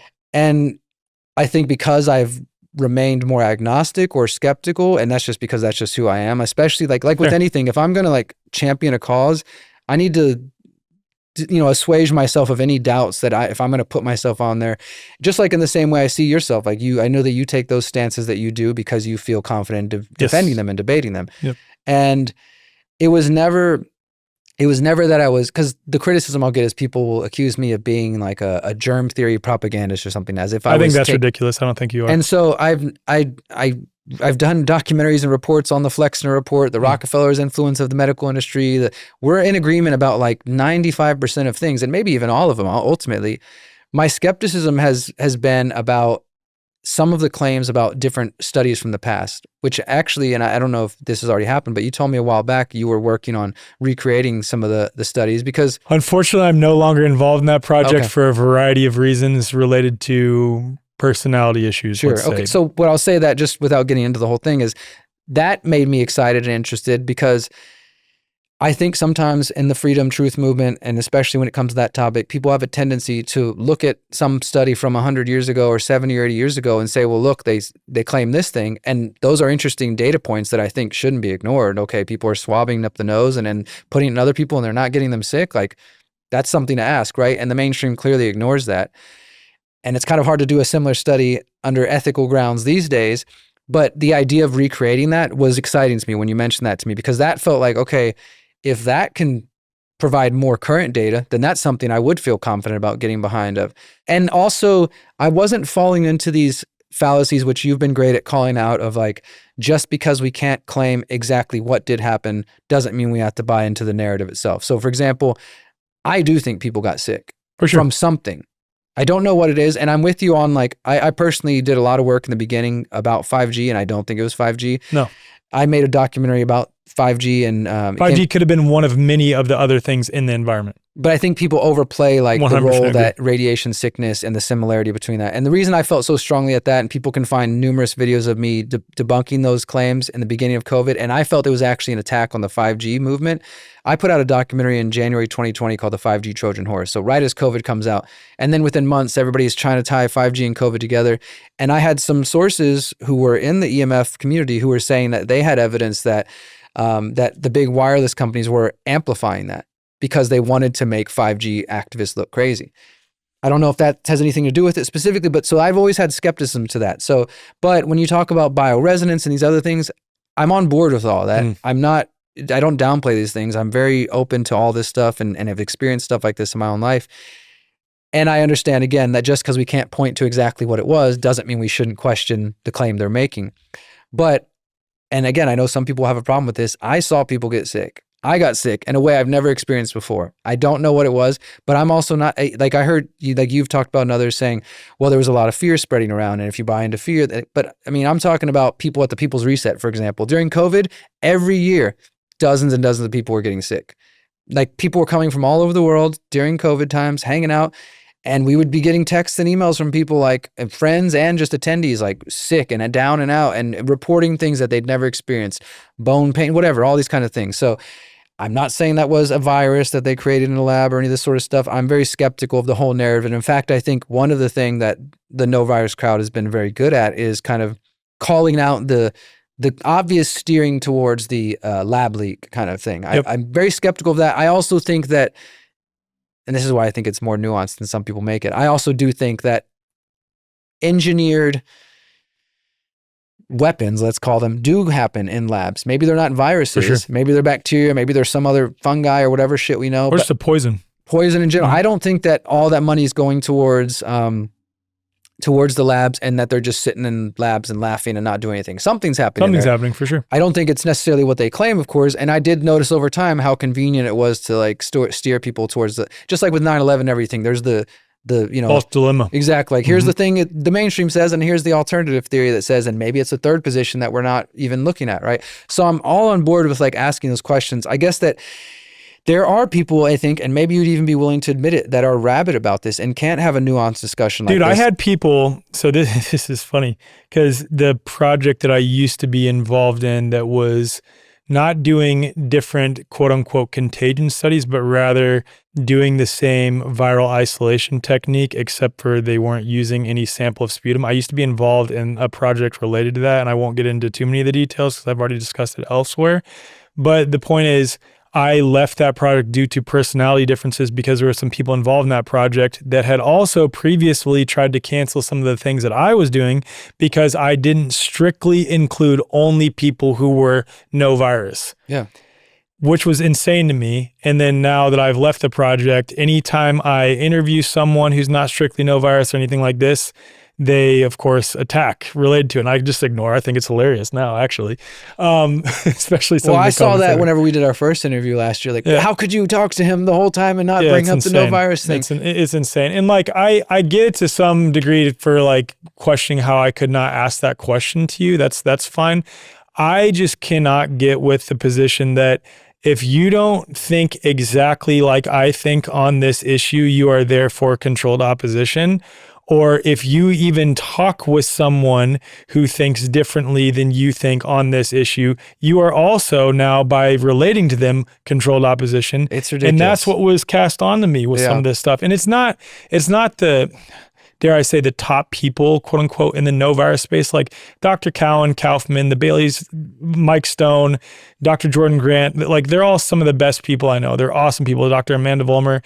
It's the people who are nameless, faceless accounts on their Twitter. Followers, I think, that are more rabid than they are. Yes. And because I mean, and again, I've interviewed Don and David even before COVID. I interviewed Kaufman twice. I interviewed Cowan. Like, I felt like I was doing my due diligence to give these people a space. I wasn't like, I'm not going to talk about this thing, but I was also asking questions and saying like, I don't think they have all the answers in this area. Yeah. And not to say we need all the answers to ask questions. I was just saying, for me, I'm not satisfied You're yet. not satisfied with any like counter explanation. That wasn't enough for some people. Yeah. That, like, and so still to this day, and I'm sure there'll be comments on this, people will show up like, he's a germ theory shill, this and that. And I don't pay it much attention anymore, but they still pop up from time to time. But like I said, I know that there was some things maybe in some of the interviews I did where I might have been flippant with some of my questions or whatever, or things I said, and that's fine. But it was never trying to be a proponent of germ theory or to say that there are no questions that exist, because if I didn't think so, I wouldn't have taken the time to ask people about it. I was curious about the whole topic, and the way I tend to be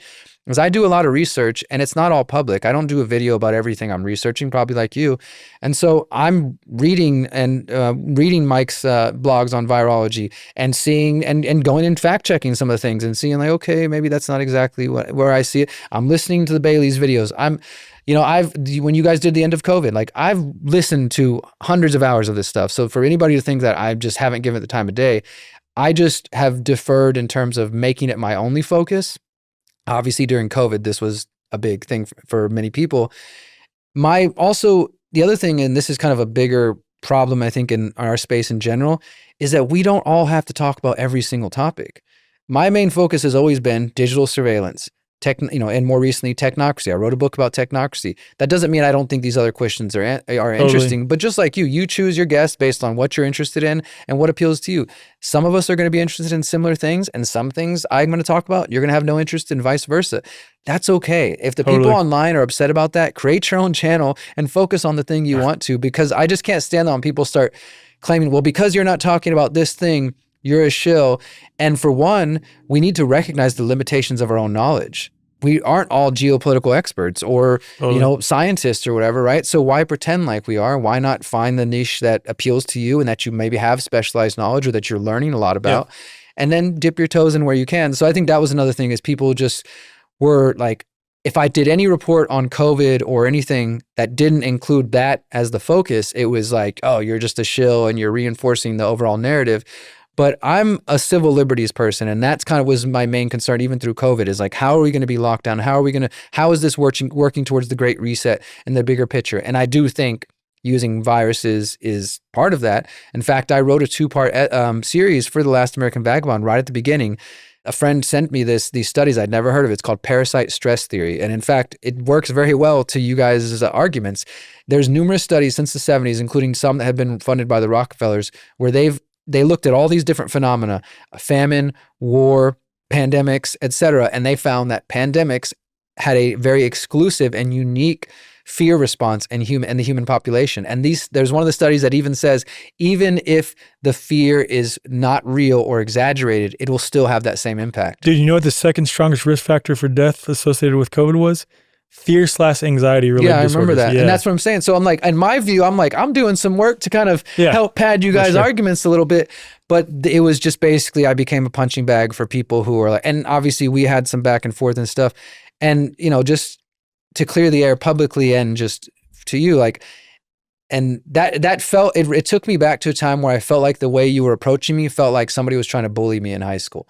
It didn't feel like the conversation we're having right now, which it's all in the past, so I'm not trying to read everything. For sure. But I want and I got offended because you, like I was feeling stoked after my presentation, and the frame of mind you're coming from at that time, you were like, I don't feel like that was the solution. I was like, what?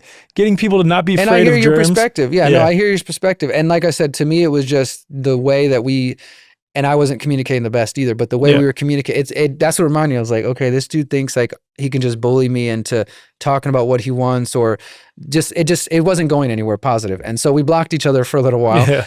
And now that's all in the past, and we're focused on voluntarism and the things that, not to say that conversation doesn't matter, but I think that we both agree on and that we know are important for the future. Amen. And I'll clear the air on this too, just for the people who misconstrue this. And you already mentioned it a number of times, but like my whole stance is, okay, they make these certain positive claims, right? And this is a maxim of law. The burden of proof lies on the individual making the positive claim. When you look at those claims, paint them against a scientific method, they don't hold water. And I'm okay with saying, here's some other possible explanations for what might be, but I ultimately don't know at the end of the day. I just know that there's not sufficient evidence for that claim. And it goes back to, I don't have to know what is to know what clearly isn't. Exactly. And I just know that there isn't. And I agree with you on that. Like their whole story is full of shit and full of holes. And I guess that, like I was saying a moment ago, every time I tried to bring it up to people and say, well, look, I'm not saying that's what they claim, but you can't tell me that people I know didn't get sick in the ways.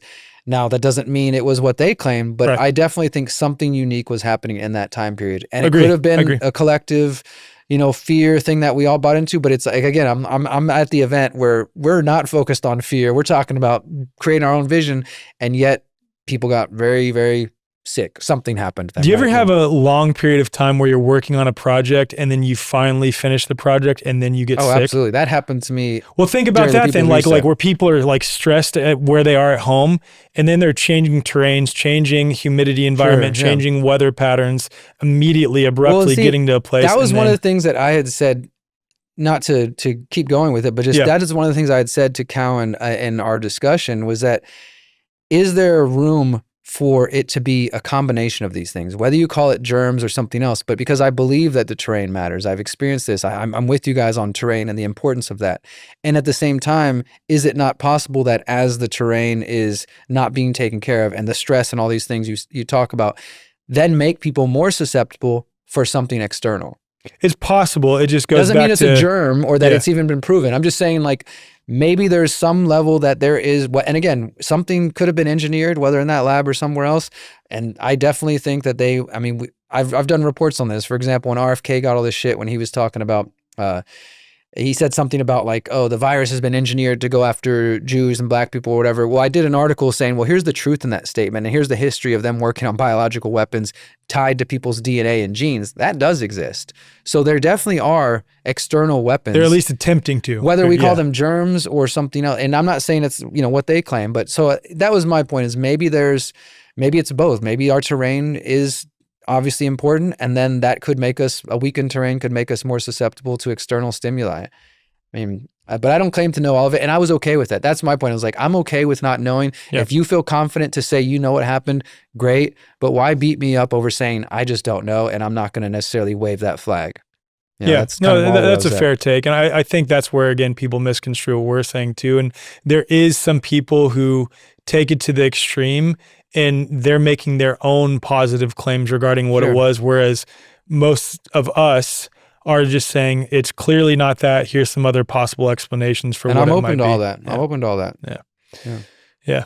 I had to ask that one because I'm glad shout you out did. to Dawn Lester because she was I saw the comment before I got here, so I figured it was coming at some point. I'm open to everything, man. So yeah, man. Well, I don't know how long we've been going, but thank you for joining me, dude. This is awesome, and I'm stoked to be at the People's Recess. So thank you for including me, man. I can't wait to have you, brother. Thanks for having me again. And thank you for sharing your journey too. Like, I think that is such an important piece. I don't know if it's just something that hits home for me in having a past that is, let's say, pretty traumatic, and then to go on that hero's journey path and to be the person you are now, like, that's the coolest thing to me, man. So thank you for sharing that on this platform. It's really cool. Thanks for giving me the platform, brother. Yeah, man.